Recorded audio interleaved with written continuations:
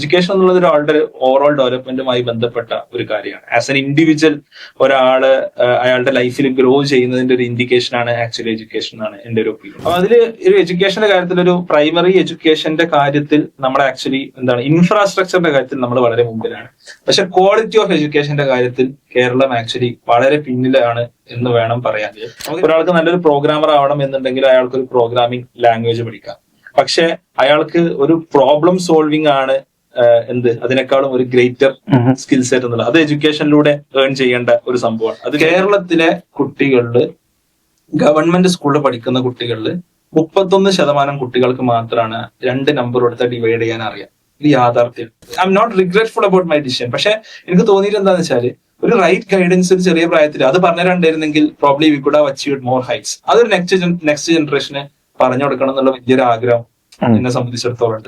Hello listeners, നമ്മുടെ മറ്റൊരു പുതിയ എപ്പിസോഡിലേക്ക് എല്ലാവർക്കും സ്വാഗതം. ഇന്ന് നമ്മളിപ്പോ നമ്മുടെ സ്വന്തം വസീംക്കുണ്ട്, അതുപോലെ തന്നെ അജ്മൽക്കുണ്ട്. അജ്മൽഖാനെ എല്ലാവർക്കും അറിയുണ്ടാവും. പിന്നെ അൺലേൺ വിത്ത് അജ്മൽ എന്ന് പറഞ്ഞിട്ടുള്ള യൂട്യൂബ് അക്കൗണ്ടും, യൂട്യൂബ് വഴി ഇൻസ്റ്റാഗ്രാം അക്കൗണ്ട് വഴിയൊക്കെ ഒരുപാട് ആളുകൾ വ്യൂവേഴ്സ് ഉള്ള ആളാണ്. അതുപോലെ തന്നെ XNY എന്ന് പറഞ്ഞിട്ടുള്ള ഒരു ലേണിംഗ് എഡ്ടെക് പ്ലാറ്റ്ഫോമിന്റെ ഫൗണ്ടറാണ്. Ajmal Khan, welcome to our show. Thank you. പിന്നെ നിങ്ങൾ കൂടുതലായിട്ട് സംസാരിക്കുന്ന ഒരു കാര്യമാണ് വിദ്യാഭ്യാസത്തിന്റെ മേഖലകൾ, അതിന്റെ ഓരോ സ്റ്റൈലുകളൊക്കെ കുറിച്ചിട്ട്. നമുക്ക് ഏതായാലും എഡ്യൂക്കേഷനെ കുറിച്ച് സംസാരിച്ചു തുടങ്ങാം. എന്ന് വെച്ചാൽ എഡ്യൂക്കേഷൻ എന്ന് പറഞ്ഞാൽ നമുക്ക് ജനറൽ ആയിട്ട് പറയുകയാണെങ്കിൽ ഒരു way of acquiring knowledge, skill set ഉണ്ടാക്കിയെടുക്കുക എന്നൊക്കെ രീതിയിൽ വേണം പറയാം. നിങ്ങളൊരു എക്സ്പ്ലനേഷൻ, നിങ്ങളുടെ രീതിയിൽ എഡ്യൂക്കേഷൻ എക്സ്പ്ലെയിൻ ചെയ്യുകയാണെങ്കിൽ എങ്ങനെയായിരിക്കും? എഡ്യൂക്കേഷൻ എക്സ്പ്ലെയിൻ ചെയ്യാന്നുള്ളത് വളരെ ഒരു ബുദ്ധിമുട്ടുള്ള ഒരു ടാസ്ക് ആണ്. കാരണം പല ആളുകൾ പല ലക്ഷ്യങ്ങളും നമ്മുടെ എഡ്യൂക്കേഷനിലൂടെ നമ്മൾ കാണുന്നുണ്ട്. ഫോർ എക്സാമ്പിൾ, ഒരാൾ നല്ലൊരു കരിയറിൽ എത്തിപ്പെടുക, ഒരാൾ പറഞ്ഞ പോലെ നോളജ് അക്വയർ ചെയ്യുക, സ്കിൽ സെറ്റ് അക്വയർ ചെയ്യുക, നല്ലൊരു സിറ്റിസൺ ആവുക, മോറൽ വാല്യൂസ് ഉണ്ടാവുക, നമ്മുടെ ഒരു രാജ്യത്ത് ജീവിക്കാൻ പ്രാപ്തനാവുക. ഇങ്ങനത്തെ ഒരുപാട് സംഭവങ്ങൾ നമുക്കൊരു എഡ്യൂക്കേഷന്റെ ലക്ഷ്യമായിട്ട് ഒരു ഫസ്റ്റ് ലെവലിൽ നമുക്ക് പറയാൻ പറ്റും. പക്ഷെ ഇന്ന് എനിക്ക് തോന്നിയൊരു കാര്യം, നമ്മൾ ഡിഫറെന്റ് ആയിട്ട് കാണേണ്ടത് എഡ്യൂക്കേഷനും ട്രെയിനിങ്ങും ഡിഫറെന്റ് ആണ്. നമ്മളിപ്പോ പലപ്പോഴും എഡ്യൂക്കേഷനും ട്രെയിനിങ്ങെ നമ്മൾ എന്ത് ചെയ്യാറുണ്ട്, നമ്മളിങ്ങനെ മിക്സ് ചെയ്ത് പറയാറുണ്ട്. എഡ്യൂക്കേഷൻ എന്നുള്ളത് കേവലം ഒരു ജോബിനുള്ള എന്താ പറയാ, അല്ലെങ്കിൽ ഏതെങ്കിലും സ്കിൽ സെറ്റ് മാത്രം ഇങ്ങനെ ഒരാൾ ഒരു കോഡിങ് പഠിക്കുക, അല്ലെങ്കിൽ അത് മാത്രമല്ല എഡ്യൂക്കേഷൻ. എഡ്യൂക്കേഷൻ എന്നുള്ളത് ഒരാളുടെ ഓവറോൾ ഡെവലപ്മെന്റുമായി ബന്ധപ്പെട്ട ഒരു കാര്യമാണ്. ആസ് എൻ ഇൻഡിവിജ്വൽ ഒരാള് അയാളുടെ ലൈഫിൽ ഗ്രോ ചെയ്യുന്നതിന്റെ ഒരു ഇൻഡിക്കേഷൻ ആണ് ആക്ച്വലി എഡ്യൂക്കേഷൻ എന്നാണ് എന്റെ ഒരു ഒപ്പീനിയൻ. അതിലിപ്പോ നിങ്ങൾ ട്രെയിനിങ്ങിന്റെ കാര്യം പറഞ്ഞു. ട്രെയിനിങ് എന്ന് വെച്ചാൽ നമ്മൾ പഠിച്ചിട്ടുള്ള കാര്യങ്ങളെ പ്രായോഗികമാക്കാൻ വേണ്ടിയിട്ടുള്ള, ഏതെങ്കിലും ഒരു പെർട്ടിക്കുലർ സ്കിൽ സെറ്റ് നിങ്ങൾ ഏൺ ചെയ്യുക, അല്ലെങ്കിൽ ഇപ്പൊ ഒരു പെർട്ടിക്കുലർ ഒരു ജോബിലോട്ട് ഓറിയന്റ് ചെയ്തിട്ട് നിങ്ങൾക്കൊരു ഒരു പ്ലംബർ ആവണം. പ്ലംബിംഗ് നിങ്ങൾ പഠിക്കുന്നു എന്നുള്ളത് എന്താണ്? അതൊരു കേവലം എഡ്യൂക്കേഷൻ എന്നുള്ളത് ട്രെയിനിങ് ആണ്.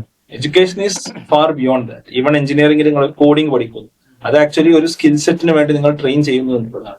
എഡ്യൂക്കേഷൻ എന്നുള്ളത് കുറച്ചുകൂടി എന്താ പറയാ, ഒരു മൈൻഡ് സെറ്റ് ആണ്. ഒരു എക്സാമ്പിൾ കൂടി ഞാൻ പറയുകയാണെന്നുണ്ടെങ്കിൽ, ഒരാൾക്ക് നല്ലൊരു പ്രോഗ്രാമർ ആവണം എന്നുണ്ടെങ്കിൽ അയാൾക്ക് ഒരു പ്രോഗ്രാമിംഗ് ലാംഗ്വേജ് പഠിക്കാം.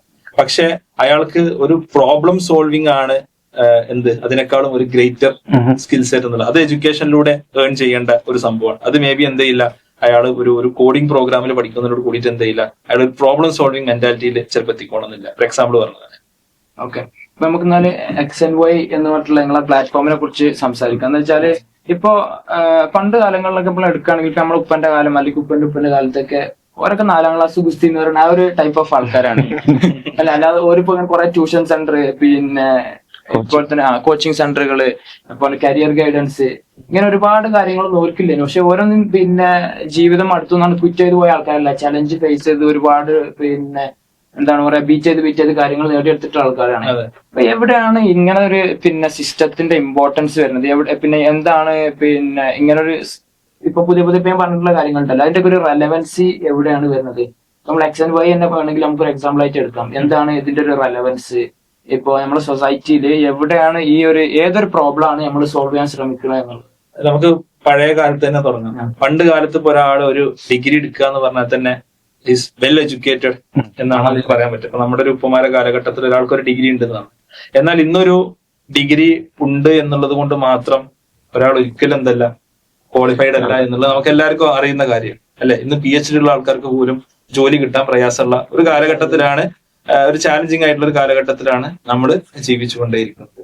അപ്പോ ഇവിടെ എഡ്യൂക്കേഷൻ എന്നുള്ളതില് ഏറ്റവും പ്രധാനപ്പെട്ട ഒരു കാര്യം, നമുക്ക് ഡിഫറെന്റ് ഓപ്പർച്യൂണിറ്റീസിലോട്ട് ആക്സസ് ഉണ്ടാവുക എന്നതാണ്.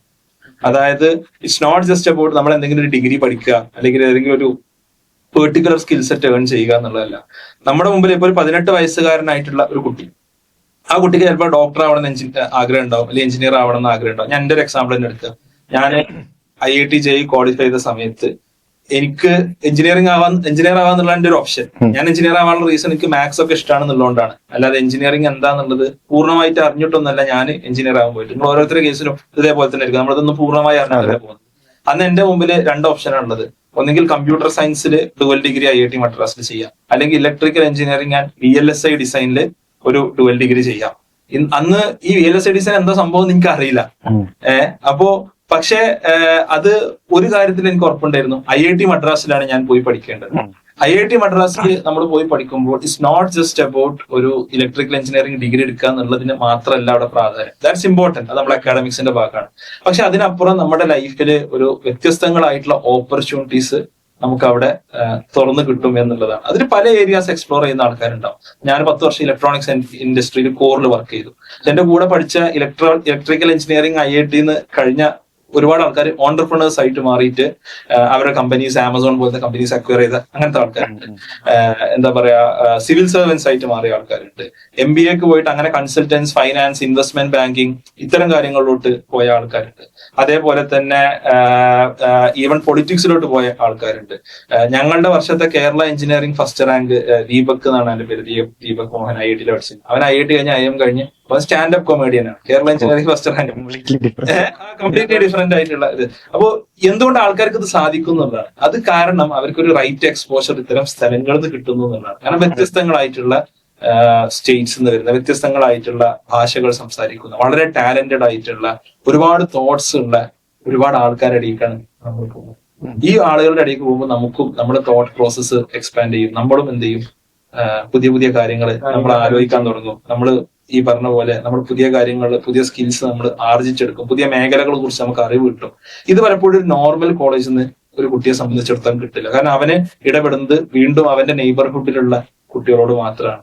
അവന് ഇനി ഒരു ക്വാളിറ്റി എഡ്യൂക്കേഷൻ കിട്ടിയാൽ തന്നെ അവനൊരു ക്വാളിറ്റി നേർച്ചറിങ്ങോ എക്സ്പോഷറോ എന്ത് ചെയ്യുന്നില്ല, കിട്ടുന്നില്ല, അല്ലെ? അപ്പോ ഒരു കുട്ടിയുടെ ഒരു സക്സസ്, ഞാൻ നേരത്തെ പറഞ്ഞ പോലെ ഒരു 18-ാം വയസ്സിൽ ചിലപ്പോൾ എഞ്ചിനീയർ ആവാം, ഡോക്ടർ ആവാം, അല്ലെങ്കിൽ സയന്റിസ്റ്റ് ആവാം ഫസ്റ്റ് ലെവൽ വിചാരിച്ചാലും അവനെ സംബന്ധിച്ചിടത്തോളം ചിലപ്പോൾ അതിൽ ചേഞ്ച് വരാം, അല്ലെ? അവന് മുന്നോട്ട് പോകുന്നത് ആ ചേഞ്ചസിനനുസരിച്ച് അവന് അഡാപ്റ്റ് ചെയ്യാവുന്ന ഒരു സാഹചര്യം അവൻ ഉണ്ടാവണം എന്നുണ്ടെങ്കിൽ നല്ല കോളേജുകളിൽ പോയിട്ട് എന്ത് ചെയ്യണം, അവൻ പഠിക്കണം. നല്ല കോളേജുകളിൽ പോകുമ്പോഴാണ് ഇത്തരം എക്സ്പോഷേഴ്സ് ഒരു കുട്ടിയെ സംബന്ധിച്ചിടത്തോളം ഉണ്ടാവുക.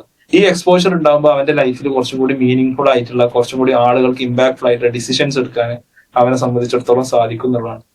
അപ്പോ ഇതാണ് X&Y പറയുന്നത്. നിങ്ങൾ നല്ല സ്ഥലത്ത് പോയി പഠിക്കുക. നമ്മുടെ കുട്ടികളെ ഫ്യൂച്ചർ റെഡി ആക്കാനുള്ള ഏറ്റവും നല്ല നമുക്കുള്ള ഏറ്റവും നല്ല ചാൻസ് എന്നുള്ളത് അവരെ നല്ല സ്ഥലങ്ങളിലോട്ട് വിടുക. അതെ. അപ്പോ അവരെന്ത് ചെയ്യും, അവര് ഫിഗർ ഔട്ട് ചെയ്യും എന്താണ് ചെയ്യേണ്ടതെന്നുള്ളത്. റൈറ്റ്? ഇതാണ് നമ്മുടെ ഒരു കോർ കൺസെപ്റ്റ് എന്നുള്ളത്. പക്ഷെ അവിടെ എത്തണം എന്നുണ്ടെങ്കിൽ ഇന്ത്യ എന്നുള്ളത് വലിയൊരു രാജ്യമാണ്, 140 കോടി ജനങ്ങളുടെ രാജ്യമാണ്. ഇവിടെ ഹ്യൂജ് കോമ്പറ്റീഷൻ ഉണ്ട്. ഈ കോമ്പറ്റീഷനിലൂടെ അവർ കടന്നു പോകണമെന്നുണ്ടെങ്കിൽ ദേ ഷുഡ് ബി റെഡി.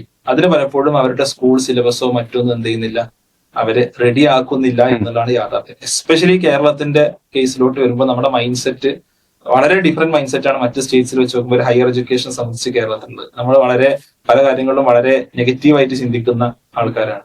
അപ്പോ അവിടെ നമ്മുടെ കുട്ടികളെ നേരത്തെ തന്നെ റെഡിയാക്കി തുടങ്ങിയാലേ നമ്മുടെ കുട്ടികൾ എന്ത് ചെയ്യുള്ളൂ, നല്ല സ്ഥലങ്ങളിൽ ഒരാൾ IIT പോയി പഠിക്കണം, അല്ലെ എയിംസിൽ പോയി പഠിക്കണം, IISc പോയി പഠിക്കണം, ഞാൻ അല്ലെ MITയിലോ ഹാർവാർഡിലോ പോയി ഒരു കുട്ടി പഠിക്കണം എന്നുണ്ടെങ്കിൽ, അതിലോട്ട് നമ്മുടെ കുട്ടികൾ എത്തണം എന്നുണ്ടെങ്കിൽ അവർക്ക് നല്ലൊരു സ്ട്രോങ് ബേസ് ആവശ്യമാണ്. കാരണം ഹൈലി കോമ്പറ്റീറ്റീവ് ആയിട്ടുള്ള വേൾഡാണ്. പണ്ടത്തെ പോലെ ഒരാൾക്ക് മാത്രം അല്ലെങ്കിൽ 2 മാത്രം ഡിഗ്രിയുള്ള ഒരു കാലഘട്ടമല്ല. അപ്പൊ ഇവിടെ സർവൈവ് ചെയ്യണമെന്നുണ്ടെങ്കിൽ അവിടെ കുറച്ചധികം സ്കിൽ സെറ്റ് ആവശ്യമാണ്. ഇതാണ് X&Y ഒരു കോർ കൺസെപ്റ്റ്. നിങ്ങള് പിന്നെ IIT മദ്രാസിനെ കുറിച്ച് പറഞ്ഞു. ഇപ്പൊ നേരത്തെ പറഞ്ഞ പോലെ തന്നെ അവിടെ അത്തരം ഒരു എൻവയോൺമെന്റ് സൃഷ്ടിച്ചതുകൊണ്ട് സ്വാഭാവികമായിട്ടും നിങ്ങൾക്ക് അത്രയധികം എക്സ്പോഷർ കിട്ടി. ഇപ്പൊ നമ്മൾ പല എപ്പിസോഡിലും പറഞ്ഞിട്ടുള്ളതാണ്, you are an average of 5 people you hang out with. നമ്മളെ പിന്നെ സർക്കിൾ നമ്മളെ നല്ല രീതിയിൽ ഇൻഫ്ലുവൻസ് ചെയ്യുന്നുള്ളതിന്റെ ഒരു അർത്ഥമാണ്. അപ്പൊ അത്തരം ഒരു എൻവയോൺമെന്റ് നിങ്ങൾ പിന്നെ യങ്ങർ ജനറേഷന് വേണ്ടിയിട്ട് കൊടുക്കുകയാണ് എന്നുള്ളതാണ്, അല്ലെ? അതെ. അതായത് ഇപ്പൊ ഞാൻ IITയിൽ പോകുന്ന സമയത്ത് IIT is like end of my dreams. ഇത് മലപ്പുറം ജില്ലയിലുള്ള ഒരു വില്ലേജിൽ നിന്ന് വരുന്ന ഒരു കുട്ടിയെ സംബന്ധിച്ചിടത്തോളം JEEക്ക് നല്ല റാങ്ക് കിട്ടി. ഞാൻ ജില്ലയിൽ റാങ്ക് ടോപ്പർ ആയിരുന്നു, കേരള എൻട്രൻസിലും ഓൾ ഇന്ത്യ എൻട്രൻസിലും ഒക്കെ. അപ്പോ അന്ന് എല്ലാ അക്ലേഡ്സും കിട്ടി. എന്നെ സംബന്ധിച്ചിടത്തോളം എന്താ, എന്റെ ലൈഫ് അവിടെ സെറ്റായി, എന്റെ ലൈഫ് അവിടെ തീർന്നു എന്നുള്ളതാണ് എന്റെ മനസ്സിലുള്ള കൺസെപ്റ്റ്. അപ്പൊ നമ്മൾ IIT പോയിട്ട് എന്ത് ചെയ്യാ, പിന്നെ നമുക്ക് വേറൊന്നും ആലോചിക്കല്ല. നമ്മളെ മനസ്സിലുള്ള എന്താ, 5 കൊല്ലം കഴിയുമ്പോൾ ഒരു ജോലി നേടണം. അത് നേടി ഇന്ത്യയിൽ പോലത്തെ നല്ലൊരു കമ്പനിയിൽ ഒരു ജോലി. ഫസ്റ്റ് തന്നെ ഞാൻ ഡ്രീം ചെയ്തിരുന്നത് ഇന്ത്യയിൽ പോയി ജോലി ചെയ്യണം എന്നുള്ളത്. കാരണം ഞാൻ VLSI, ഞാൻ നേരത്തെ പറഞ്ഞ പോലെ VLSI എടുക്കാനുള്ള റീസൺ എന്നുള്ളത്, ആരോ എന്നോടൊന്ന് പറഞ്ഞു ഇന്ത്യയിൽ പോയി ജോലി ചെയ്യണം എന്നുണ്ടെങ്കിൽ VLSI എടുക്കണം. അപ്പൊ VLSI എന്താണെന്ന് എനിക്കന്ന് അറിയില്ല. VLSI എന്ന് പറഞ്ഞാൽ ഈ ചിപ്പ് മാനുഫാക്ചർ അതിനെ കുറിച്ചൊന്നും ഡീറ്റെയിൽസ് ഒന്നും അറിയില്ല. പക്ഷെ ഒരു ഡ്രീം ആയിരുന്നു ഇന്ത്യയിൽ പോലത്തെ ഒരു കമ്പനിയിൽ പോയി ജോലി ചെയ്യണം എന്നുള്ളത്. പക്ഷെ അവിടെ പ്രശ്നം എന്താന്ന് വെച്ചാല് അതൊരു എൻഡ് ഓഫ് ദ ഡ്രീംസ് ആയിരുന്നു എന്നുള്ളത് പ്രശ്നമാണ്. കാരണം ഇതിന് ബിയോണ്ട് പ്രോബ്ലി എനിക്കൊരു ഹാർവാർഡിന് പോണതിനെ കുറിച്ചോ അല്ലെങ്കിൽ ഒരു MIT പോണതിനെ കുറിച്ചോ ഒരു സ്റ്റാൻഫോർഡ് പോണതിനെ കുറിച്ചോ ഞാൻ ആലോചിച്ചില്ല എന്നുള്ളത് എന്റെ ഭാഗത്ത് നിന്ന് വന്ന വലിയൊരു മിസ്റ്റേക്ക് ആണ്, അല്ലെങ്കിൽ എന്റെ അവയർനെസ് ഇല്ലായ്മയാണ്. അതിന് റീസൺ എന്താന്ന് വെച്ചാൽ ഞാനൊരു ഫസ്റ്റ് ജനറേഷൻ IITian-ആണ്. എന്റെ ഫാമിലിയിൽ അല്ലെങ്കിൽ എന്റെ നാട്ടില് എന്റെ തലമുറയിലുള്ള വളരെ ചുരുക്കം ആളുകളിൽ ഒരാൾ മാത്രമാണ് ഞാൻ. എന്റെ കൂടെ പഠിച്ചിരുന്ന പല ആൾക്കാരും അത് US-ലൊക്കെ സ്കൂളിംഗ് നടത്തിയിട്ട് IIT-ൽ വന്ന് ജോയിൻ ചെയ്ത ആൾക്കാരാണ്. US സിറ്റിസൺസ് ആണ്, ഇന്ത്യക്കാരാണ്, US സിറ്റിസൺസ് ആണ്. പക്ഷെ അവർ ജോയിൻ ചെയ്ത് എന്താണ്, IIT പോലുള്ള സ്ഥാപനങ്ങളിലാണ്. അതിനുള്ള പക്ഷെ അവരുടെ ഫാദറും മദറൊക്കെ എന്തായാലും IIT-ൽ പഠിച്ച ആൾക്കാരാണ്. എന്നിട്ടാണ് അവർ US-ലോട്ട് മൈഗ്രേറ്റ്. അവരെന്ത് ചെയ്യുന്ന വെച്ചാല് ഈ സെക്കൻഡ് ഇയർ ഒക്കെ ആകുമ്പോൾ അവരെവിടെങ്കിലും ഒരു പ്രൊഫസർ അടുത്ത് പോയിട്ട് ഒരു ഇന്റേൺഷിപ്പ് ചെയ്യും, ഏതെങ്കിലും കമ്പനിയിൽ പോയിട്ട് ഒരു ഇന്റേൺഷിപ്പ് സെക്കൻഡ് ഇയർ തന്നെ. നമ്മളൊക്കെ സെക്കൻഡ് ഇയറിൽ വെക്കേഷൻ കിട്ടുമ്പോൾ വെറുതെ വീട്ടിൽ പോയിട്ട് നമ്മൾ ചില്ല ഔട്ട് ചെയ്തിരിക്കും. നമുക്ക് അറിയില്ല, പറഞ്ഞു തരാൻ ആരുമില്ല. പക്ഷെ അവർക്ക് അവരെ പാരന്റ്സും അവരൊക്കെ ഗൈഡ് ചെയ്യും. അവർ second generation or third generation IITians ആണ്. അപ്പോ അവര് ഇവിടെ എത്തി, ഒരു സ്റ്റാൻഫോർഡിലോ ഹാർവാർഡിലൊക്കെ എത്തി. ഞാൻ I am not regretful about my decision. പക്ഷെ എനിക്ക് തോന്നിയിട്ട് എന്താന്ന് വെച്ചാല് ഒരു റൈറ്റ് ഗൈഡൻസ് ഒരു ചെറിയ പ്രായത്തിൽ അത് പറഞ്ഞുതരണ്ടായിരുന്നെങ്കിൽ probably we could have achieved more heights. അതൊരു നെക്സ്റ്റ് ജനറേഷന് പറഞ്ഞു കൊടുക്കണം എന്നുള്ള വലിയൊരു ആഗ്രഹം എന്നെ സംബന്ധിച്ചിടത്തോളം ഉണ്ട്. നമുക്ക് റൈറ്റ്ലി ഗൈഡ് ചെയ്യാൻ പറ്റി കഴിഞ്ഞാൽ മേ ബി ഈവൻ IIT എന്നുള്ളൊരു പാത്ത് മാത്രമാണ്. അതിലപ്പുറം ഞാൻ IITs മാത്രമല്ല, എവിടെ പോയാലും അതിന് ബിയോണ്ട് ആയിട്ട് ചിന്തിക്കാനും അതിന് ബിയോണ്ട് ആയിട്ടുള്ള സ്ഥലങ്ങളിൽ എത്താനുള്ള പൊട്ടൻഷ്യല് നമ്മുടെ നാട്ടിലെ കുട്ടികളെ സംബന്ധിച്ചിടത്തോളം ഉണ്ട്. പക്ഷെ നമ്മുടെ കുട്ടികൾക്ക് ആർക്കും ഇതിനെക്കുറിച്ച് അറിയുകയോ നമ്മുടെ പാരന്റ്സ് ആരും ഇതിനെക്കുറിച്ച് അവെയർ ഒന്നല്ല. അവിടെ ഒരു സ്ട്രോങ് ചേഞ്ച് ആവശ്യമുണ്ട് എന്നുള്ളതാണ് എനിക്ക് തോന്നിയിട്ടുള്ള ഒരു കാര്യം. നിങ്ങളിപ്പോ കേരളത്തിന്റെ കറന്റ് സിനാരിയോനെ കുറിച്ച് പറഞ്ഞു, എത്രയോ മെച്ചപ്പെടാനുണ്ട് എന്നുള്ളത്. ഈ ഒരു എഡ്യൂക്കേഷണൽ ബേസിൽ നമ്മൾ ചിന്തിക്കുകയാണെന്നുണ്ടെങ്കിൽ കേരളം ഇന്ന് ഏകദേശം എവിടെ എത്തി നിൽക്കുന്നു എന്നാണ് നമ്മൾ പറയുന്നത്. കാരണം നേരത്തെ നിങ്ങൾ പറഞ്ഞു പിന്നെ സെക്കൻഡ് ജനറേഷൻ ഓഫ് IITians ആണ് അവര് എന്നുള്ളത്. അപ്പൊ അവരുടെയൊക്കെ പാരന്റ്സിന് നമ്മൾക്കൊക്കെ ഇപ്പൊ നമ്മുടെ ജനറേഷന് കിട്ടിയതിനേക്കാളും മുന്നേ ഈ കാര്യങ്ങൾ പറഞ്ഞു കൊടുക്കാൻ ആളുണ്ടായിരുന്നു. അപ്പൊ നമ്മുടെ ജനറേഷന് ഇനിയുള്ള ജനറേഷന് അത് പറഞ്ഞു കൊടുക്കണം, ആ കാര്യങ്ങൾ ചെയ്യണം എന്നുള്ളതാണ് എയിം എന്ന് പറഞ്ഞു. അപ്പൊ ആ ഒരു എയിമില് അല്ലെങ്കിൽ ആ ഒരു ജേർണിയില് എത്രത്തോളം പിന്നെ നമ്മൾ മുന്നിലാണ് അല്ലെങ്കിൽ എവിടെ എത്തി നിൽക്കുന്നു എന്നുള്ളത് കേരളം പ്രൈമറി എഡ്യൂക്കേഷനില് പൊതുവെ നമ്മുടെ കേരളത്തിൽ ഹ്യൂമൻ റൈറ്റ്സ് ഇൻഡസ്ട്രീസിലൊക്കെ ഹ്യൂമൻ റിസോഴ്സ് ഇൻഡസ്ട്രീസിലൊക്കെ വളരെ മുമ്പിലുള്ള ഒരു സ്റ്റേറ്റ് ആയിട്ടാണ് പറയുള്ളത്, ആരോഗ്യം വിദ്യാഭ്യാസത്തിലൊക്കെ. അപ്പൊ അതില് ഒരു എഡ്യൂക്കേഷന്റെ കാര്യത്തിൽ ഒരു പ്രൈമറി എഡ്യൂക്കേഷന്റെ കാര്യത്തിൽ നമ്മൾ ആക്ച്വലി ഇൻഫ്രാസ്ട്രക്ചറിന്റെ കാര്യത്തിൽ നമ്മൾ വളരെ മുമ്പിലാണ്. പക്ഷെ ക്വാളിറ്റി ഓഫ് എഡ്യൂക്കേഷന്റെ കാര്യത്തിൽ കേരളം ആക്ച്വലി വളരെ പിന്നിലാണ് എന്ന് വേണം പറയാൻ. നമുക്ക് രണ്ട് രീതിയിലുള്ള സ്റ്റാറ്റിസ്റ്റിക്സ് എടുക്കാം. ഒന്ന് ഇപ്പോൾ IITs-ലോട്ട് ഫോർ എക്സാമ്പിൾ, IITs എന്നുള്ളൊരു 50-60 കൊല്ലമായിട്ടുള്ള സ്ഥാപനങ്ങളാണ്. കഴിഞ്ഞ 50-60 വർഷമായിട്ട് കഴിഞ്ഞ ഓരോ വർഷങ്ങളിലും മാക്സിമം 200 ആളുകളാണ് എല്ലാ IIT-കളിലുമായിട്ട് കേരളത്തിൽ നിൽക്കുന്നത്. ടോട്ടൽ ഒരു 18,000 അഡ്മിഷൻസ് ഉള്ളത്, അതായത് 1.2% ആണ്.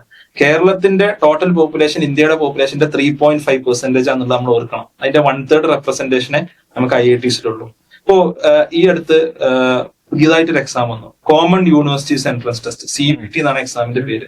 CUET എന്നുള്ളത് ഓൾ ഇന്ത്യ ലെവലിലുള്ള സെൻട്രൽ യൂണിവേഴ്സിറ്റികളിലോട്ടുള്ള ഒരു എക്സാം ആണ് CUET എന്നുള്ളത്. അപ്പോ മുമ്പ് +2 മാർക്കിന് വെച്ചായിരുന്നു ഈ യൂണിവേഴ്സിറ്റിയിലൊക്കെ അഡ്മിഷൻ കൊടുത്തിരുന്നത്. അപ്പോ അന്ന് ഒരുപാട് മലയാളികൾ ഡൽഹി യൂണിവേഴ്സിറ്റിയിൽ പഠിച്ചിരുന്നു. CUET വന്നപ്പോ മലയാളികളുടെ എണ്ണം ഏകദേശം 6-1 കുറഞ്ഞു. കാരണം ആ ഒരു കോമ്പറ്റീറ്റീവ് എക്സാമിൽ നമ്മൾ വളരെ പിന്നിലാണ്. ഇനി ആക്ച്വലി പ്രൈമറി എഡ്യൂക്കേഷൻ നമ്മളിപ്പോ ആൾക്കാർ എന്നോട് എപ്പോഴും ചോദിക്കുന്ന ചോദ്യമാണ്, നിങ്ങൾ എന്തിനാണ് എല്ലാവരും IIT പോയി പഠിക്കണോ, എല്ലാവരും CUET സെൻട്രൽ യൂണിവേഴ്സിറ്റി പോയി പഠിക്കണോ അല്ലെങ്കിൽ എയിംസിൽ പോയി പഠിക്കണോ? അതൊന്നല്ല. നമ്മളൊരു നോർമൽ സർവേ എടുക്കുക, നാഷണൽ അച്ചീവ്മെന്റ് സർവേ ഉണ്ട്, കേന്ദ്ര ഗവൺമെന്റ് എല്ലാ സ്റ്റേറ്റ്സിലും നടത്തുന്നത്. അതിൽ നമ്മൾ നാഷണൽ ആവറേജിനെക്കാളും പിറകിലാണ് നമ്മൾ മാത്സിലും ഒക്കെ ഉള്ളത്. പ്രഥം എന്ന് പറഞ്ഞൊരു NGO ഉണ്ട്. അപ്പൊ അവര് എല്ലാ 2 വർഷം കൂടുമ്പോഴും ആനുവൽ സ്റ്റാറ്റസ് എഡ്യൂക്കേഷൻ റിപ്പോർട്ട് എന്ന് പറഞ്ഞിട്ട് റിപ്പോർട്ട് അവര് പുറത്തുവിടും. ആ റിപ്പോർട്ടില് ഇപ്പൊ 2024 റിപ്പോർട്ട് പുറത്തു വന്നു. കേരളത്തിൽ ഇപ്പൊ ഒരു 8ാം ക്ലാസ്സിലെ കുട്ടി പഠിക്കേണ്ടതായിരിക്കും. 8ാം ക്ലാസ്സിലെ കുട്ടിക്ക് എത്ര മാത്സ് അറിയണം എന്നാണ് നമ്മൾ ഉദ്ദേശിക്കുന്നത്? ഏറ്റവും മിനിമം 2 നമ്പർ കൊടുത്താൽ ഡിവൈഡ് ചെയ്യാൻ ഹരിക്കാൻ അറിയണം എന്നുള്ളത് നമ്മൾ എക്സ്പെക്ട് ചെയ്യണ്ടല്ലോ. 8ാം ക്ലാസ്സിൽ ഇപ്പൊ എന്റെ മോനെ 1ാം ക്ലാസ്സിൽ ഇപ്പൊ ഒക്കെ മൾട്ടിപ്ലിക്കേഷൻ ടേബിൾ ഒക്കെ നമ്മൾ 1, 2 എന്നൊക്കെ പഠിച്ചോണ്ട് 8ാം ക്ലാസ്സിലത്തെ ഒരു കുട്ടിക്ക് 2 നമ്പർ കൊടുത്താൽ ഡിവൈഡ് ചെയ്യണം നമ്മൾ വിചാരിക്കണ്ടല്ലോ. കേരളത്തിലെ കുട്ടികളില് ഗവൺമെന്റ് സ്കൂളിൽ പഠിക്കുന്ന കുട്ടികളിൽ 31% കുട്ടികൾക്ക് മാത്രമാണ് 2 നമ്പർ കൊടുത്താൽ ഡിവൈഡ് ചെയ്യാൻ അറിയാം. ഇത് യാഥാർത്ഥ്യം. 31% കുട്ടികൾ റിയൽ ആണോ? റിയൽ. റിപ്പോർട്ട് നിങ്ങൾക്ക് എടുത്ത് പരിശോധിക്കാം. കഴിഞ്ഞ വർഷം 2022 റിപ്പോർട്ടിൽ അത് 39% ഗവൺമെന്റ് സ്കൂളിൽ. ഓവറോൾ പ്രൈവറ്റും അത്ര മുമ്പിലൊന്നല്ല. അറൌണ്ട് 50% ആണ് എന്റെ ഓർമ്മ. 50% കുട്ടികൾക്ക് 2 നമ്പർ കൊടുത്താൽ ഹരിക്കാൻ അറിയുള്ളൂ. 8ാം ക്ലാസ് പഠിക്കുന്ന കുട്ടികൾ. നമ്മുടെ കുട്ടികൾ ഹൈസ്കൂൾ റെഡി അല്ല എന്നുള്ളതാണ് പ്രശ്നം. പിന്നെ എങ്ങനെയാണ് അവര് നല്ല സ്ഥാപനങ്ങളിൽ എത്തിപ്പെടാം? അപ്പൊ 2 പ്രശ്നങ്ങളുണ്ട്. ഒന്ന് അവയർനെസ് ആണ്. ഞാൻ നേരത്തെ പറഞ്ഞതുപോലെ ഒരു ഫസ്റ്റ് ജനറേഷൻ സെക്കൻഡ് ജനറേഷൻ ആൾക്കാരൊക്കെ തമ്മിലുള്ള ഡിഫറൻസ് കാര്യങ്ങൾ, ഒരു സോഷ്യൽ ക്യാപിറ്റൽ എന്ന സംഭവം അത് നമ്മൾ പറഞ്ഞുകൊണ്ടേയിരിക്കണം. ഞാനും നിങ്ങളും എല്ലാവരും നമ്മുടെ കുട്ടികളോടെങ്കിലൊക്കെ എത്തണം എന്നുള്ള നമ്മൾ പറഞ്ഞുകൊണ്ടിരിക്കണം. പക്ഷെ ഈ അവയർനെസ് മാത്രം ഉണ്ടാക്കിയിട്ട് കാര്യമൊന്നുമില്ല. റെഡിനെസ് എന്നുള്ളത് വലിയ ഇമ്പോർട്ടന്റ് ഫാക്ടറാണ്. ഒരു കുട്ടി +2 കഴിഞ്ഞിട്ട്, നമ്മുടെ മലയാളി പാരന്റ്സിന്റെ ചിന്ത എന്താ? +2 വരെ എങ്ങനെങ്കിലും സ്കൂളിൽ നല്ല മാർക്ക് വാങ്ങണം, എന്നിട്ട് ഏതെങ്കിലും ഒരു എൻട്രൻസ് കോച്ചിങ് സെന്ററിൽ അവനെ കൊണ്ടുപോയാക്കും. 2-3 കൊല്ലം അവനെ അവിടെ എടുത്ത് കഷ്ടപ്പെടുത്തും. എന്നിട്ട് അവന് അവസാനം ഏതെങ്കിലും ഒരു പ്രൈവറ്റ് യൂണിവേഴ്സിറ്റിയിൽ ലക്ഷങ്ങൾ ലോൺ എടുത്തിട്ട് അല്ലെങ്കിൽ ലക്ഷങ്ങൾ മുടക്കിയിട്ട് അവനെ ചേർക്കും. നേരെ മറിച്ച് നമ്മൾ റെഡിനെസിന്റെ പ്രശ്നമാണ്. നമ്മൾ നേരത്തെ കുട്ടികളെ അവരുടെ അഭിരുചി അനുസരിച്ച് താല്പര്യം അനുസരിച്ച് റെഡിയാക്കി കഴിഞ്ഞാൽ നല്ല സ്ഥലങ്ങളിൽ കുട്ടികൾക്ക് എത്താൻ പറ്റും. അവർ ഫിഗർ ഔട്ട് ചെയ്യും എന്താ ചെയ്യേണ്ടത് എന്നുള്ളത്. ഈ 2 പ്രശ്നങ്ങളാണ് നമ്മൾ ആക്ച്വലി എന്ത് ചെയ്യേണ്ടത്. ഓക്കെ. ഇപ്പൊ IIT പോയി, അതിനുശേഷം ഇന്റലിൽ വർക്ക് ചെയ്തു. അവിടുന്ന് കംപ്ലീറ്റ്ലി ഡിഫറെന്റ് ആയിട്ടുള്ള ഒരു കാര്യമാണ് ഇപ്പൊ ചെയ്തുകൊണ്ടിരിക്കുന്നത്.